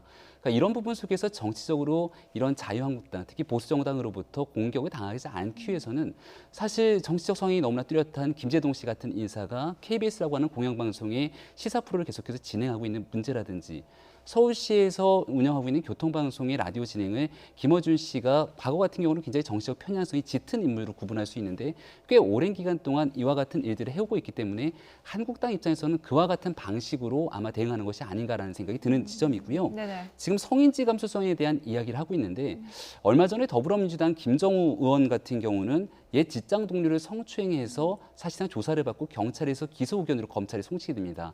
그러니까 한국당 입장에서 바라봤을 때는 성인지 감수성을 떨어뜨리면서 훨씬 더 심각하게 문제가 돼서 보도가 돼야 되는 것은 이런 얘기가 아니겠는가라고 주장할 수도 있는 대목입니다. 네. 지금 얼마 전까지만 해도 민주평화당의 익산시장이 다문화 과정을 대상으로 해서 정말 입에 담기 어려운 발언을 쏟아내서 사회적 엄청난 물의를 일으킨 게 있는데 이러한 내용들보다 오히려 사실 한국당에 있었던 당원들의 행사에 초점을 맞춰서 이야기가 너무나 많이 확산되고 있는 부분들은 한국당이 그동안 보여줬던 측면에서 잘못된 것이 있으면 충분하게 여론과 언론으로부터 비판을 받아야 되는데 여러 정치적인 현안들 속에서 유독 매섭고 날카롭게 문제를 더 심각하게 제기되는 것은 아닌가라고 지도부는 생각하고 있는 것 같습니다. 네. 하지만 그럼에도 불구하고 결과적으로 국민들의 마음을 아프게 할 수 있는 일들이 있다면 비판받을 수 있는 대목이기 때문에 여기에 대한 실수가 나오지 않도록 조심해야 되는 것이 한국당 지도부가 해야 될 제 첫 번째 역할인 것 같습니다. 네.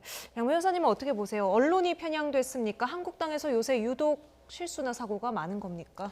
글쎄요, 이 언론이 편향됐다라고 얘기하기에는 조금 전에 뭐 일부 언론인들에 관해서 지적을 하셨지만 그분들과 상대적으로 다른 쪽의 언론은 또 방향을 가지고 얘기를 하는 분들도 많이 있어요. 근데 물론 뭐 특정인 분들이 굉장히 지지도가 높고 인기가 많은 것들은 또 방송을 청취하고 들어주는 어떤 청취자들의 몫인 거거든요. 그러니까 그분이 인기가 높고 많은 사람이 듣는다고 해서 그게 방송이 편향된 건 아니고 또 전체적인 언론을 갖고 봤을 때는 오히려 대한민국 언론 환경 같은 건 너무 보수적으로 치우쳐 있다라고 지적하시는 분들도 그 목소리도 굉장히 높아요. 그래서 여기 누군가를 탓을 하기 시작을 하면 사실 한도 끝도 없어지는 네. 것이죠.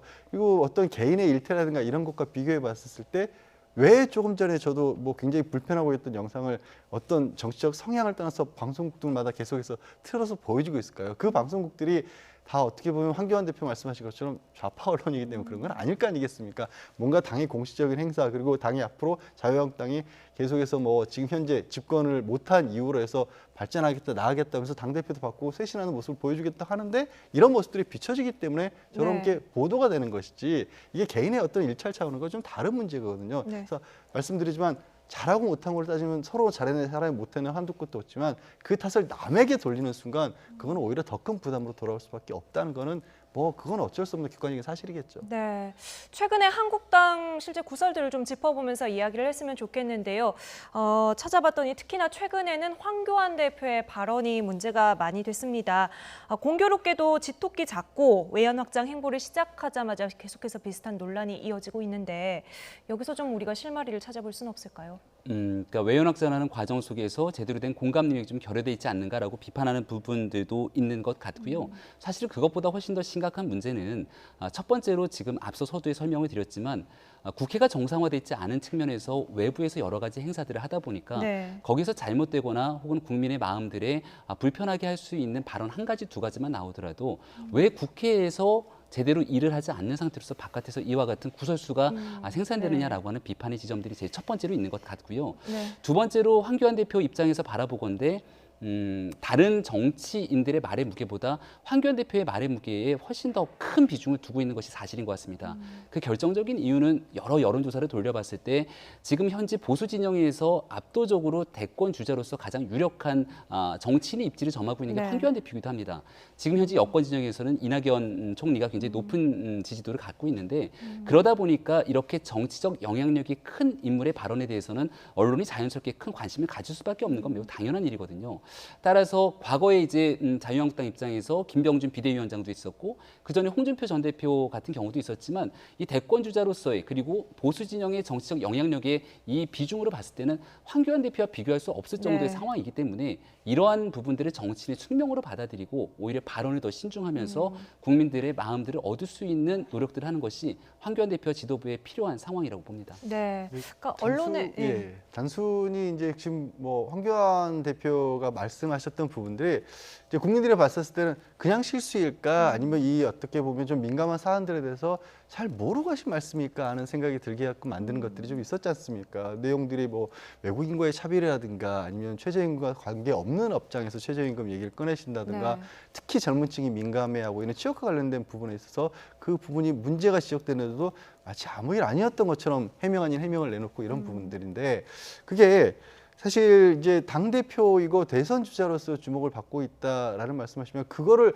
부각시킨 분은 또 황교안 당대표예요. 그러니까 원외에 계시기 때문이기도 하겠지만 계속해서 민생행보라는 이름으로서 전국을 다니시면서 기자분들도 당연히 그 자리에 초청을 했었고 굉장히 어떻게 보면 바깥에서 주목을 받기 위해서 그러니까 말씀하신 것처럼 대선 주자로서 눈에 띄게 하는 행동을 많이 하고 있거든요. 하고 있는 과정에서 나오는 얘기이기 때문에 그게 또 화제가 될 수밖에 없고 그리고 뭐 한편으로는 뭐 대선 주자라든가 당대표로서 역할을 하지만 지금 국회 정상화 안 들어가고 있는 부분에 하나도 황교안 당대표의 역할은 뭐냐라는 데에서 또 질문도 던질 수 있는 거거든요. 그런 부분까지 다 모여 있기 때문에 초점을 많이 받는데 그 초점을 많이 갖는 과정에서 실수가 나오니까 더 크게 되는 거지 지금 아까 이제 대표도 말씀하신 것처럼 특정 언론에 의한 것은 보기가 좀 어렵죠. 언론의 안테나가 그만큼 몰려 있다 이렇게 볼 수 있겠습니다. 하루 종일 뉴스의 좀 추이를 보면요. 처음부터 어떤 시각을 가지고 뉴스 기사가 작성되는 경우도 있지만 굉장히 팩트 위주로 작성이 됐는데 이제 그게 금방금방 여론을 불러일으키는 이런 경우들도 있거든요. 지금 한국당 미디어국에서 이른바 이 엉덩이춤 논란과 관련해서 정정보도 신청 검토한다 이렇게 이야기하고 있는데 어떤 부분들 지금 지적하고 있습니까? 일단은 뭐 속옷이라는 표현이 나오기도 하는데요. 자세히 보면 이 속옷이 아니기 때문에 이러한 내용들이 훨씬 더 자극적으로 나올 수 있기 때문에 이 속옷이라는 측면은 허위 보도다라고 얘기를 하고 있고 속옷이 아니라 속바지다. 네, 그리고 성상품화 논리라고 또 표현하는 경우들이 있는데 당원들의 자발적 퍼포먼스였다. 그리고 황교안 대표가 격려 보도했다라고 하는데 이 내용은 좀 편집이 되다 보니까 이러한 행사가 있고 바로 황교안 대표가 격려한 것처럼 얘기가 되고 있지만 행사 전체가 마무리되고 나서 여기에는 그 문제가 됐던 인물들뿐만이 아니라 네. 한국당의 수많은 여성 당원들이 함께해서 노력했기 때문에 그런 차원의 격려의 얘기였지 이것들이 좀 왜곡하지 말았으면 좋겠다라고 하는 메시지를 한국당이 내고 있는 것 같습니다. 네. 지금 한국당이 계속해서 언론 얘기를 하는 건 단 한 가지거든요. 우리 대한민국 언론이 가지고 있는 중요한 역할과 임무가 있다면 바로 그것은 대한민국이 가지고 있는 권력에 대한 견제와 감시의 기능일 겁니다. 사실은 제일 중요한 것은 문재인 정부, 대한민국은 대통령제 국가이기 때문에 가장 강한 권력을 갖고 있는 정부에 대한 견제와 감시가 필요한데 오히려 한국당을 향해서 제일 야당을 향한 더 큰 견제가 있다라고 얘기를 하는 것 같고요. 사실 어제 오늘 뭐 이번 주를 보게 되면은 정부를 향해서 가장 날카롭게 비판해야 되는 지점 중에 하나가 바로 초등학교 6학년에 있는 사회교과서를 가지고 교육부에 있는 일부 인사들이 적극적으로 개입해서 이 교과서를 왜곡해서 수정하게 만들었다. 그런데 그 위로 고위직 공무원이나 그 윗선에 대한 수사는 전혀 이루어지지 않았다라고 하는 문제가 불거지고 있는데 이러한 내용들을 바탕으로 권력이 갖고 있는 부분들을 견제하는 것이 훨씬 더 중요한 일인 것인가 네. 아니면 제1야당의 일부 일탈에 대해서 훨씬 더 크게 보도하는 것이 중요한 일인가에 대해서는 한국당과 보수적인 유권자들이 가지고 있는 생각은 저마다 다를 겁니다. 네. 따라서 그런 측면들에 대한 문제 제기에 대해서도 사실은 깊이 있게 고민할 필요는 있다라고 저는 생각합니다. 네. 최근 이 한국당을 둘러싼 논란들 짚어보고 있는데 악재의 연속이라고 봐야 할지 악의적 보도의 연속이라고 봐야 할지 민주평화당 박지원 의원의 의견을 들어보고 오겠습니다. 요즘 뭐 한국당이 보면은 계속 실수를 많이 해요. 헛발질을 많이 한다 이런 얘기 황교안도 나와요. 계속 하더니 어제 보세요. 그 여성이 뭐 엉덩이 춤춘 내놓고 거? 춤추는 게 퍼포먼스? 예. 혁신입니까? 그런 짓을 하니까 지금 그 민주당과 문재인 정부의 경제 정책에 대한 목선에 대한 네네. 이런 실정이 나오지만은 한국당도 떨어지잖아요. 뭐 일각에서는 여당 입장에서는 가만히 있어도 야당이 자책골 넘어준다 뭐 이런 분석도 나옵니다. 하지만 국회 전반적으로 봤을 때 정치권에서 이런 논란이 펼쳐지는 게 결코 긍정적인 일은 아닐 텐데요. 글쎄, 그러니까 좋은 방향, 국민들이 봤었을 때는 뭔가 다툼을 하더라도 뭐 어떤 좋은 정책이 나오고 뭐 생산적인 결과를 내는 다툼이 나왔으면 좋았을 건데 그런 어떤 다툼들이 나오기 좀 힘든 상황 아니겠습니까? 당장 국회 막혀 있잖아요. 네. 그러다 보니까 그리고 어찌됐든 황교안 대표 같은 경우에도 처음에 나와서부터 이제 민생포럼 과정에서 이 정부에 대해서 강한 비판하는 걸로 스스로의 어떤 방향성, 뭐 자기 자리직 외김 이런 걸 시작을 하신 것으로 네. 보여요. 계속해서 이제 바깥에서 뭐 독재라는 말까지 써가면서도 굉장히 강하게 말씀 비판했었는데 거기까지 해서 그 이후로 바깥으로 더 나가는 어떤 것들을 만들지는 못했던 거죠. 그러니까 뭐 아까 이제 황교안 당대표 같은 경우에는 좋은 메시지를 내는 걸 보도를 안 냈다고 하는데 언론의 얘기긴 네. 하지만 언론에서는 뭔가 사람들의 시선을 잡고 귀를 끌만한 내용이 나오게 되면 보도를 하지 말라고 할 수밖에 없어요. 그런 어떤 당연한 이치들을 못 맞춰주고 있다라는 거죠. 그러니까 그 와중에서 이런 실수들이 나오니까 박지원 의원은 거기에 대해서 아니 지금 정부 여당도 잘하는 거 그렇게 많지 않다. 잘하는 거 오히려 없다고 볼 수 있고 뭐 경제의 어려움이나 이런 것들이 많이 있는데 그런 부분들조차도 오히려 묻혀버리는 일이 되지 않느냐라는 지적을 하신 거죠. 네, 자극적 발언이나 논란 때문에 국회의 기능에 대한 감시라든지 권력에 대한 견제가 가려지는 부분은 참 안타까운 상황입니다. 한국당 논란은 여기까지 짚어보고요. 여야 3당 원내대표의 합의문에 적힌 국회 본회의 날짜가 바로 내일입니다. 주제어 영상 이어서 보시죠. 자유한국당에게 두 번째 선택의 시간이 왔습니다. 합의문에 의거해서 내일 본회의에서 상임위원장과 예결위원장의 선출을 추진하겠습니다. 더 이상의 태업은 우리 국민에게 용납될 수 없습니다. 이 무효된 합의를 근거로 하면서 본회의마저 강행하겠다고 합니다. 일 못하게 방해하는 여당, 정말 통탄할 일입니다. 청와대나 여당이 야당을 이렇게 배제하려고 하고 괴멸시키려는 그러한 기조에서 시작하기 때문에 국민에게 지는 것이 진정 이기는 정치다라고 하는 이런 관점에서 볼 때 이제는 국회에 들어가서 이 국민의 요구에 부응해서 조건 없는 국회 정원은 저는 필요하다 이런 생각을 하고 있습니다.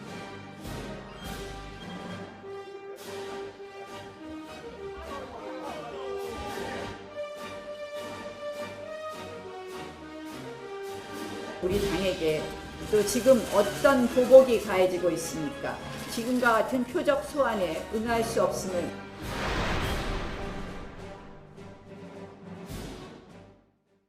네, 본회의 지금 자유한국당은 여야 모두 합의하지 않는 본회의 진행은 전례가 없다 이런 입장인데요.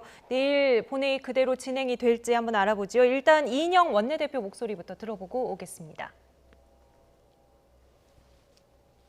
침대에 누워 헤드폰을 끼고 거기서 울리는 소리를 듣는 것이 절대 민심의 전부가 아니라는 점을 명심하기 바랍니다. 우리 국민은 누구도 지금 자유한국당이 국회로 돌아온다고 해서 패배자라고 생각하지 않으실 겁니다. 합의문에 의거해서 내일 본회의에서 상임위원장과 예결위원장의 선출을 추진하겠습니다. 진심으로 자유한국당 의원님들과 함께할 수 있기를 희망합니다. 다음 주에 예정된 교섭단체 연설과 대정부 질문도 차질 없이 진행될 수 있도록 준비하겠습니다. 지금 그대로 진행이 되는 겁니까? 아니면 내일 전까지 어떤 변수가 남아있나요? 일단 오늘 밤 늦게 지금 이 순간까지라도 최대한 노력을 한 다음에 합의가 안 된다라고 한다면 이제 문희상 의장이 달린 상황인데요. 네.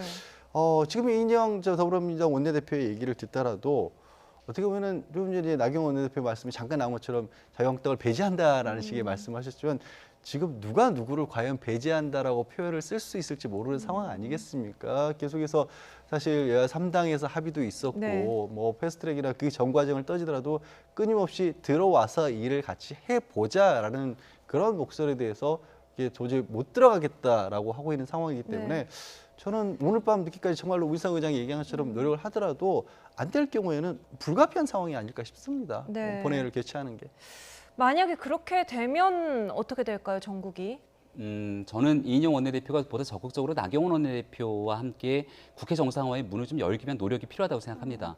아마 이인영 원내대표는 누구보다 나경원 원내대표가 국회 정상화의 길에 위해서 합의했던 노력들을 잘 알고 있을 겁니다. 그렇기 때문에 합의문에 서명도 했을 것이고 결국은 돌아가고 나서 의총에서 부결된 내용 때문에 돌아오지 못하고 있는 측면이라면 여기에 대해서 나경원 원내대표가 같이 합의해서 국회 정상화를 할 수 있도록 조금은 길을 열어줄 필요가 있다는 것이고요.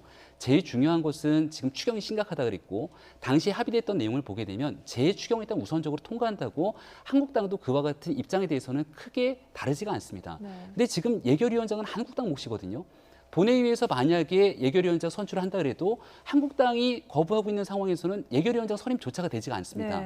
그럼 나머지 상임위원장에 대한 교체가 그렇게 시급하냐? 이 상임위원장 교체는요. 지금 후반기에서 이제 국회 일정이 1년 남지 않았습니까? 여러 상임위원장들 중에 원래는 임기가 2년인데 2년에 다 하지 않고 1년씩 하고 교체를 하기로 했던 상임위원장들이 있는 겁니다. 그렇다면 그 상임위원장들이 교체하고 있는 분들이 그렇게 중요한 것인가?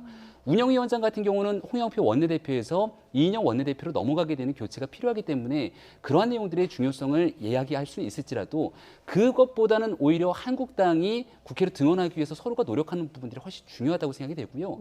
사실은 지금 현재 내일 본회의를 열겠다는 제일 중요한 이유 중에 하나는 6월 말이면 정치개혁특별위원회와 사법개혁특별위원회의 임기가 종료가 됩니다.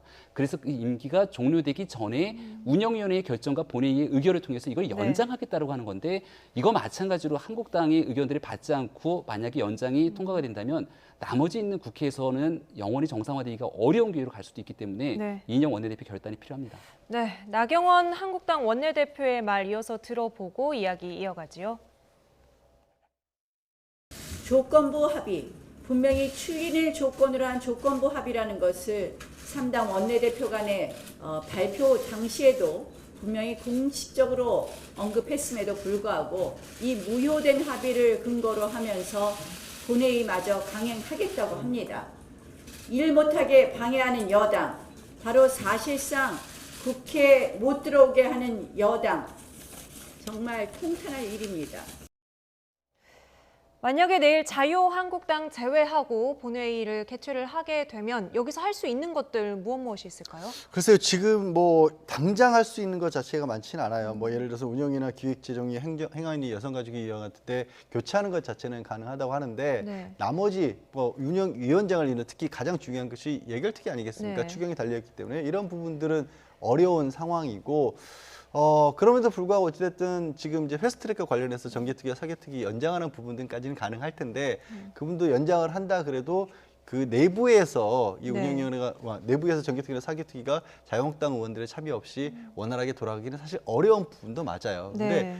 어려운 부분이 맞다 그래서 그럼 언제까지 그럼 끌 것이냐라는 부분에 대해서는 뭐 양쪽이 고민을 하겠지만 나경원 원내대표는 지금 본인을 배제한다거나 아니면 좀 합의를 원래 무효인 합의를 강행한다라는 표현을 쓰고 있지만 사실 합의의 주체 나경원 의원 아니었습니까? 추인을 못 받았지만 최소한 본인이 나와서 나머지 두 원내대표들에게 했던 약속을 자신이 못 지키게 된 거에 대한 사과라든가 아니면 거기에 대한 어떤 죄송하다는 얘기부터 먼저 나와야 되는데 왜 내가 추인을 못 받았는데 이거를 계속해서 밀어붙이냐고 나머지 두 합의 당사자들을 나무라는 식의 발언을 하시면 네. 이것도 역시 과연 들어와서 일을 할 수 있게끔 하자는 얘기인지 아닌지 조금 그게 갸우거려지긴 합니다. 네, 그러니까 합의를 해놓고 뒤집으면 어떡하냐. 지금 이 현실적으로 길을 더 열어줘야 되지 않느냐. 계속 평행선 같은 의견들이 양쪽에서 나오고 있는데요. 국회 파행이 길어지면서 지금 자유한국당 안에서도 조건 없는 등원에 대한 목소리가 조금씩 나오고 있습니다. 차례로 들어보고 이야기 이어가겠습니다. 저희로서는 이 정부 여당의 양보안이 없어서 사실 등원에 여러 가지 명분상 어려움이 있지만 어찌 보면 국민에게 지는 것이 진정 이기는 정치다라고 하는 이런 관점에서 볼 때 우리 의총에서 이 결단을 내려서 국민의 요구에 부응하지 않을까 싶습니다. 국민들께서는 밖에서 싸우는 거는 이제 충분히 했고 들어가서 더 세게 싸워달라. 그 국회 정상화 부분은 앞서 말씀드렸던 대로 그 조건 없는 등원이 어떤 범여당 사당을 의식하는 것이 아니라 국민적 관점에서 봤을 때는 저는 이런 부분도 저는 결심하고 결단할 필요가 있다 하고 저는 저 개인적인 의견입니다만은 그런 생각이 듭니다. 네, 국회로 들어가자. 한국당 안에서 지금 이런 목소리는 어느 정도 크게 나오고 있는 걸까요? 수도권 의원들 중심으로 사실 국회 정상화가 필요하다라는 얘기들을 많이 하고 있고요. 내년도 총선이 이제 얼마 남지 않았습니다. 그렇다면 이 보수적인 지지층들 유권자들의 표심만 가지고 당선되는 건 아니기 때문에 중도적인 말 그대로 무당파의 표심을 잡기 위해서는 국회가 언제까지 이런 파행 정국으로 그대로 둘 것이냐라고 하는 목소리가 적지가 않거든요. 그렇다면 국회에 들어가서 등원하고 난 뒤에 오히려 문재인 정부의 잘못돼 있는 실정에 대해서 더 가열차게 따져 묻고 여기에 대한 의정 활동을 해야 된다라고 얘기를 하고 있는데요. 가장 중요한 핵심적인 문제는 그렇게 국회를 등원했는데 이 사건의 발단이 있었던 패스트트랙 말 그대로 정치개혁특별위원회와 사법개혁특별위원회에서 한국당과 합의하지 않는 채로 문제가 다시 한번 통과가 된다면 그럼 그때는 어떻게 할 것이냐. 다시 국회를 파행하고 밖으로 나올 것이냐. 여기에서 지금 해답을 찾지 못하고 있는 게 한국당의 현실인 것 같습니다. 따라서 합의문에서도 여전히 민주당의 이인영 원내대표가 명확하게 합의 처리한다라고 할 수도 없는 상황인 것 같아요. 그럼 민주당이 합의를 통해서 이러한 내용들을 명분을 줘서 들어갈 수가 없다라면 차라리 합의문 없이 그냥 들어가자. 들어가고 나서 의정활동을 하되 만약에 선거법 문제는 사실 야당과 합의하지 않은 채로 처리됐던 전례가 없다라고 한국당이 주장하고 있는 만큼 그 문제가 다시 한번 발생된다면 그때는 또 다른 방법을 모색하더라도 일단은 들어가자라는 목소리가 힘이 좀 실리고 있는 것이 아닌가 싶습니다. 네, 지금 수도권과 PK 쪽의 의원들이 유독 이제 등원론에 대해서 이야기를 하고 있는데 그 이유까지도 좀 짚어주셨습니다. 패스트트랙 이야기가 나와서요. 이때 당시 대치 국면에 서로 간의 고소고발전이 엄청나게 벌어지지 않았습니까? 오늘 자유한국당 의원들에 대해서 경찰이 소환 통보를 내렸어요. 가장 먼저 이제 당시 최입의 바른미래당 의원이 의원실에 감금됐던 부분에 대한 의원들 4명, 해당 의원 4명을 소환 통보를 했고요. 사실 왜 경찰에서 아직까지 나서지 않느냐라는 얘기들을 많이 지적을 했었고 경찰이 최근에 뭐 입장을 내놨었죠. 영상 자료들의 용량 같은 것들이 굉장히 많았고 이 부분들 각 당에서 서로 그러니까 기본적으로 CCTV가 있었고 또 이 언론들도 총출동을 했었기 때문에 언론사 카메라에 담긴 영상들도 있었고요. 네. 서로 그 자료로서 제출한 것도 있기 때문에 그 영상들을 분석하는 것만으로도 굉장히 큰 시간이 걸렸다는 겁니다. 어느 정도 납득할 만한 상황이기도 하고 네. 그래서 거기서 가장 쉽게 확인이 가능한 부분이 말씀드린 최이배 의원과 관련된 부분으로 보여요. 그러니까 가장 혐의가 중하다기보다는 가장 간단한 분들부터 먼저 소환 통보를 내렸다. 그렇게 볼 수도 있을 까 간단하기보다는 좀 이미 명확해 확인이 보이는 됐네. 부분이죠. 그리고 증거 자료도 명확해 보이는 부분이니까 그 부분부터 아마 경찰도 좀 판단을 내린 게 아닌가 싶습니다. 네, 지금 국회의원들 대부분 연관되어 있는 모습인데 어느 정도나 지금 연루가 돼 있고 고소고발은 서로 간에 얼마나 지금 이루어진 겁니까? 굉장히 많은 숫자가 들어가 있습니다. 양당의 원내대표를 비롯한 지도부들 상당수가 포함이 돼 있고요. 수십 명에 달하는 의원들이 관련된 내용을 바탕으로 서로가 고소고발이 돼 있는 상황. 지금 그래프에 보는 것처럼 한국당이 58명, 민주당도 적지가 않습니다. 40명 정도가 되는데 일단은 문제는 국회법을 위반했다라고 하는 국회 선진화법에 관련된 얘기가 있고요. 네. 이 폭행 등에 대한 혐의도 있고 그리고 공무집행, 방해, 재물손괴 등에 대한 혐의가 있는데 한국당이 강하게 반발하고 있는 건 이런 겁니다. 경찰에서 첫 번째 조사를 한다고 하는데 네. 지금 현재 검찰과 경찰은 결국은 정부의 통제를 바탕으로 이 어느 정도의 사정 권력들이 이루어지고 있는 상황인데 결국 제1야당인 한국당을 먼저 조사하겠다라고 하는 것은 편파적인 수사로 이어질 수 있는 가능성이 매우 높다 이렇게 주장하고 있는 것이거든요. 네. 예를 들어서 이 패스트트랙 전국이 있게 됐던 첫 번째 원인은 오신환 의원에 대한 사보임 문제가 있었는데 그걸 바탕으로 문희상 국회의장을 또 직권남용 혐의로 이 한국당을 고발하지 않았습니까? 그런 측면을 바탕으로 본다면은 과연 한국당을 먼저 조사해야 되는 것이냐, 아니면 문희상 의장을 먼저 조사해야 되는 것이냐, 아니면 폭행 혐의가 있는 민주당을 조사해야 되는 것이냐 등에 대한 논란이 있는 건데 괜히 자칫 잘못 오해 소지가 날 수 있는 얘기들을 바탕으로 이렇게 좀 정치를 너무 혼란스럽게 만드는 것은 아닌가에 대한 우려도 있는 상황입니다. 지금 이 상황에서는 소환 조사 응하지 않겠다. 자유한국당은 지금 공식적으로는 이런 입장이죠. 정치적인 메시지를 전달했다 볼 수 있는 것이고요. 결과적으로 계속해서 소환을 불응할 수는 없는 것 아니겠습니까? 다만 한 가지 분명한 건 얼마 전에 권성동 의원에 대해서 이 채용 비리 등에 대한 내용으로 검찰이 가열차게 문제를 제기하고 기소했지만 1심 재판부에서 결국 무죄가 나오면서 검찰의 정치적 편향성이 너무 심하다 한국당이 이렇게 주장하고 있습니다. 얼마 전에 현 정부의 가장 가까운 집권의 측근으로 보여진 무소속 손혜원 의원 같은 경우는 상당 부분 논란이 됐던 사건이 진행됐지만 단 한 차례 그것도 포토라인에 쓰지 않는 비공개 소환 조사를 한 적이 있거든요. 이런 측면들을 바라보건대 검찰의 적폐청사 등에 대한 수사에서 그동안 한국당과 현 집권 여당을 대상으로 공정하지 못한 사정 권력들이 이루어졌다라고 보고 있는 측면이 있기 때문에 결과적으로 특히나 국회의 정치적으로 민감한 사건들을 수사하게 될 때에는 더욱더 정치적인 이 형평성의 기준들을 맞추기 위한 노력들이 매우 필요한 상황이라고 봅니다. 네, 지금 국회 정상화 그리고 그게 번복되는 과정에서 지금 민심도 살짝 조금 달라진 모습들을 좀 확인을 해볼 수 있을까요? 여론조사 추이 요즘에 어떻습니까?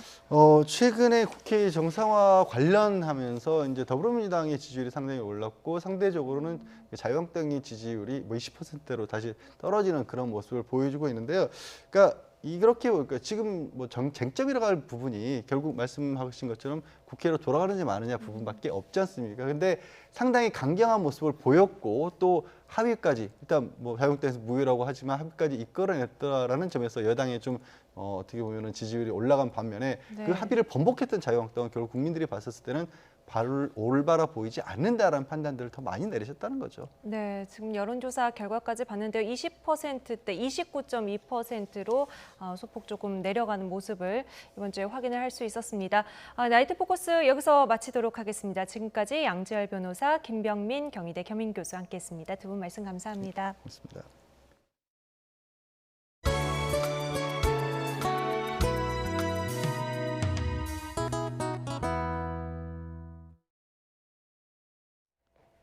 한국전쟁의 전세를 뒤집은 인천 상륙작전의 성공 뒤에는 또 다른 상륙작전이 하나 있었습니다. 북한군을 속이기 위해 육군 700여 명이 민간 수송선을 타고 동해 쪽으로 상륙한 작전이었는데요. 당시 목숨을 바쳐 배를 몬 문산호 선원들에게 69년 만에 무공훈장이 내려졌습니다. 이문석 기자입니다.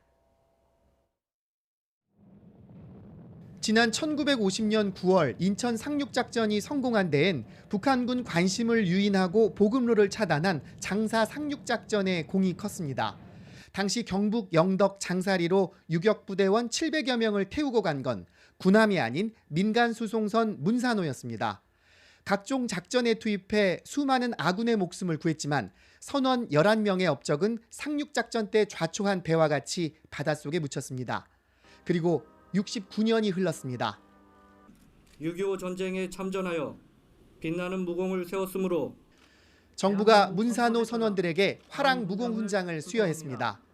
당시 어린아기였던 자녀들이 아버지의 이름으로 훈장을 받아들었습니다.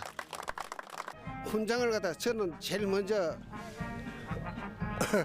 어머니 보소에 제일 먼저 바치겠습니다. 묻혀있던 문산호 영웅들의 공적은 함께 작전에 참여한 생존자들의 증언을 통해 수면 위로 드러났습니다.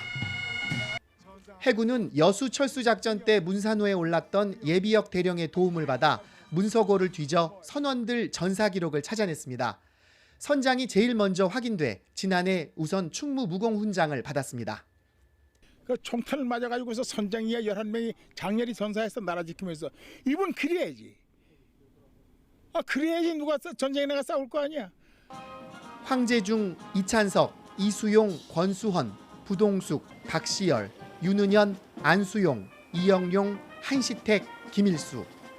나라의 목숨을 바치고도 잊힐 뻔한 그 이름을 이제 대한민국이 기억하겠습니다.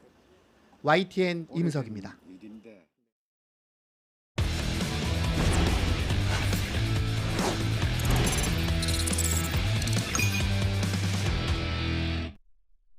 스포츠 뉴스입니다. 지난해까지 4년 동안 LG의 에이스로 활약했던 외국인 투수 소사가 이번에는 SK 유니폼을 입고 잠실 마운드에 섰습니다.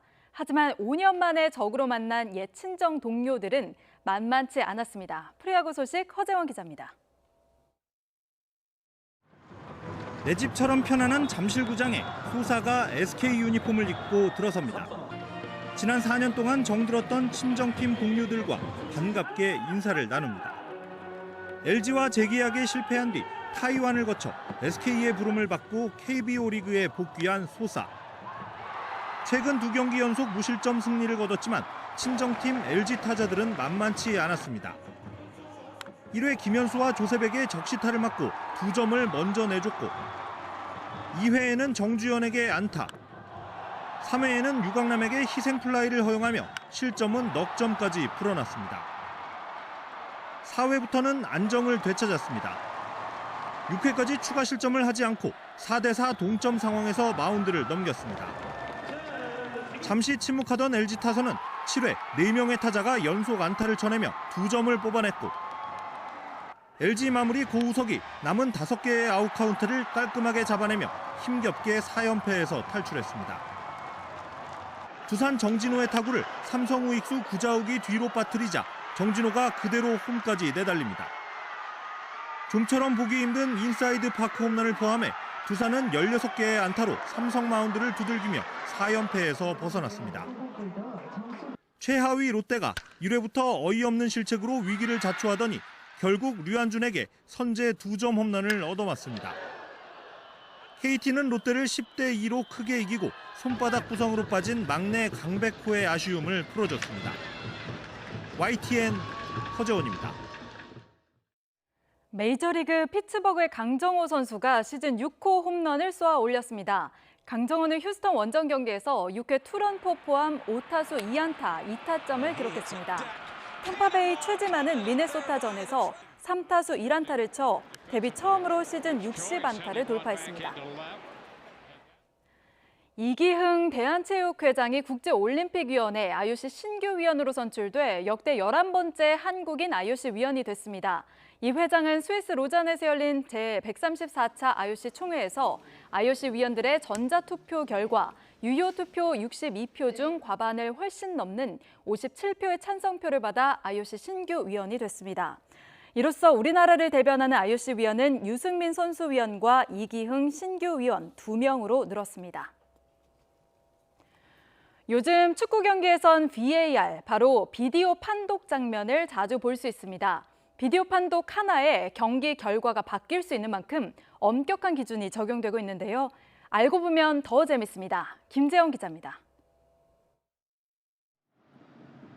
지난 23일 김신욱은 경기 종료 직전 이른바 극장골을 넣었습니다. 하지만 비디오 판독을 통해 핸드볼 반칙이 확인되면서 시즌 9호 골은 없던 일이 됐습니다. 화면을 돌려보면 득점 장면에선 반칙이 발생하지 않았습니다.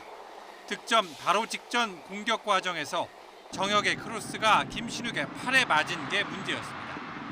비디오 판독 규정상 득점이 발생하면 이전의 공격 전개 과정을 모두 살펴봅니다. 구체적으로는 공격 소유권을 얻은 시점부터 득점까지 모든 과정이 판독 대상에 포함됩니다. 결과적으로 김신욱의 극장골을 취소한 판정은 VAR 규정을 바르게 적용한 모범 사례입니다. 득점 상황에서 나오는 오프사이드 반칙은 비디오 판독의 단골 대상입니다. 하지만 이 장면을 앞선 김신욱 사례와 비교하면 차이점을 발견할 수 있습니다. 바로 온필드 리뷰, 즉 주심이 경기장에 설치한 화면을 직접 확인하는지 여부입니다. 규정상 오프사이드 라인 침범 같은 객관적인 사실을 판단할 때는 온필드 리뷰를 하지 않는 반면 파울과 핸드볼 반칙 등 주관적인 판단을 결정할 때는 주심이 직접 온필드 리뷰를 합니다. 비디오 판독 상황에서 간혹 주심이 화면을 보지 않고 최종 판정을 내렸다고 논란이 발생하는 이유입니다. 지난해 3월 피파의 최종 승인을 받은 비디오 판독은 득점, 페널티킥, 퇴장, 신원 5인 퇴장 등 4가지 상황에만 적용할 수 있고 선수와 코치진은 판독을 요청할 수 없습니다. 결정적 오심을 몰아내고 있는 비디오 판독은 우리나라를 비롯해 23개 나라에서 운영되고 있습니다. YTN 김지영입니다.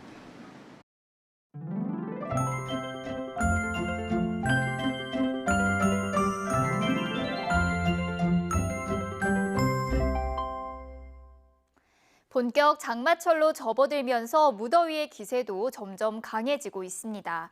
장마가 소강 상태를 보이는 사이 날씨는 더 후텁지근해졌는데요. 내일도 서울의 낮 기온은 28도로 오늘보다는 낮겠지만 무더위는 여전하겠고요. 대구는 29도까지 올라서 오늘만큼이나 덥겠습니다. 내일은 전국이 대체로 흐린 가운데 새벽부터 아침 사이 중부와 경북 내륙에는 빗방울이 떨어지겠고요. 대기 불안정으로 영서 남부와 충북, 경북 내륙에는 오후 한때 소나기도 지나겠습니다. 내일 낮 기온은 오늘보다 1도에서 3도가량이 낮겠지만 무더위는 계속되겠는데요. 서울의 낮 기온은 28도, 대전은 29도, 대구도 29도, 광주도 29도로 예상됩니다. 장마 전선은 주말에 다시 북상해서 전국에 비를 뿌리겠는데요. 주말과 휴일 사이에 남부지방에는 돌풍과 벼락을 동반한 국지성 호우가 예상되고 있습니다. 시설물 점검 잘해주시기 바랍니다. 지금까지 날씨 정보였습니다. 목요일 뉴스나이트 마칩니다. 편안한 밤 보내십시오.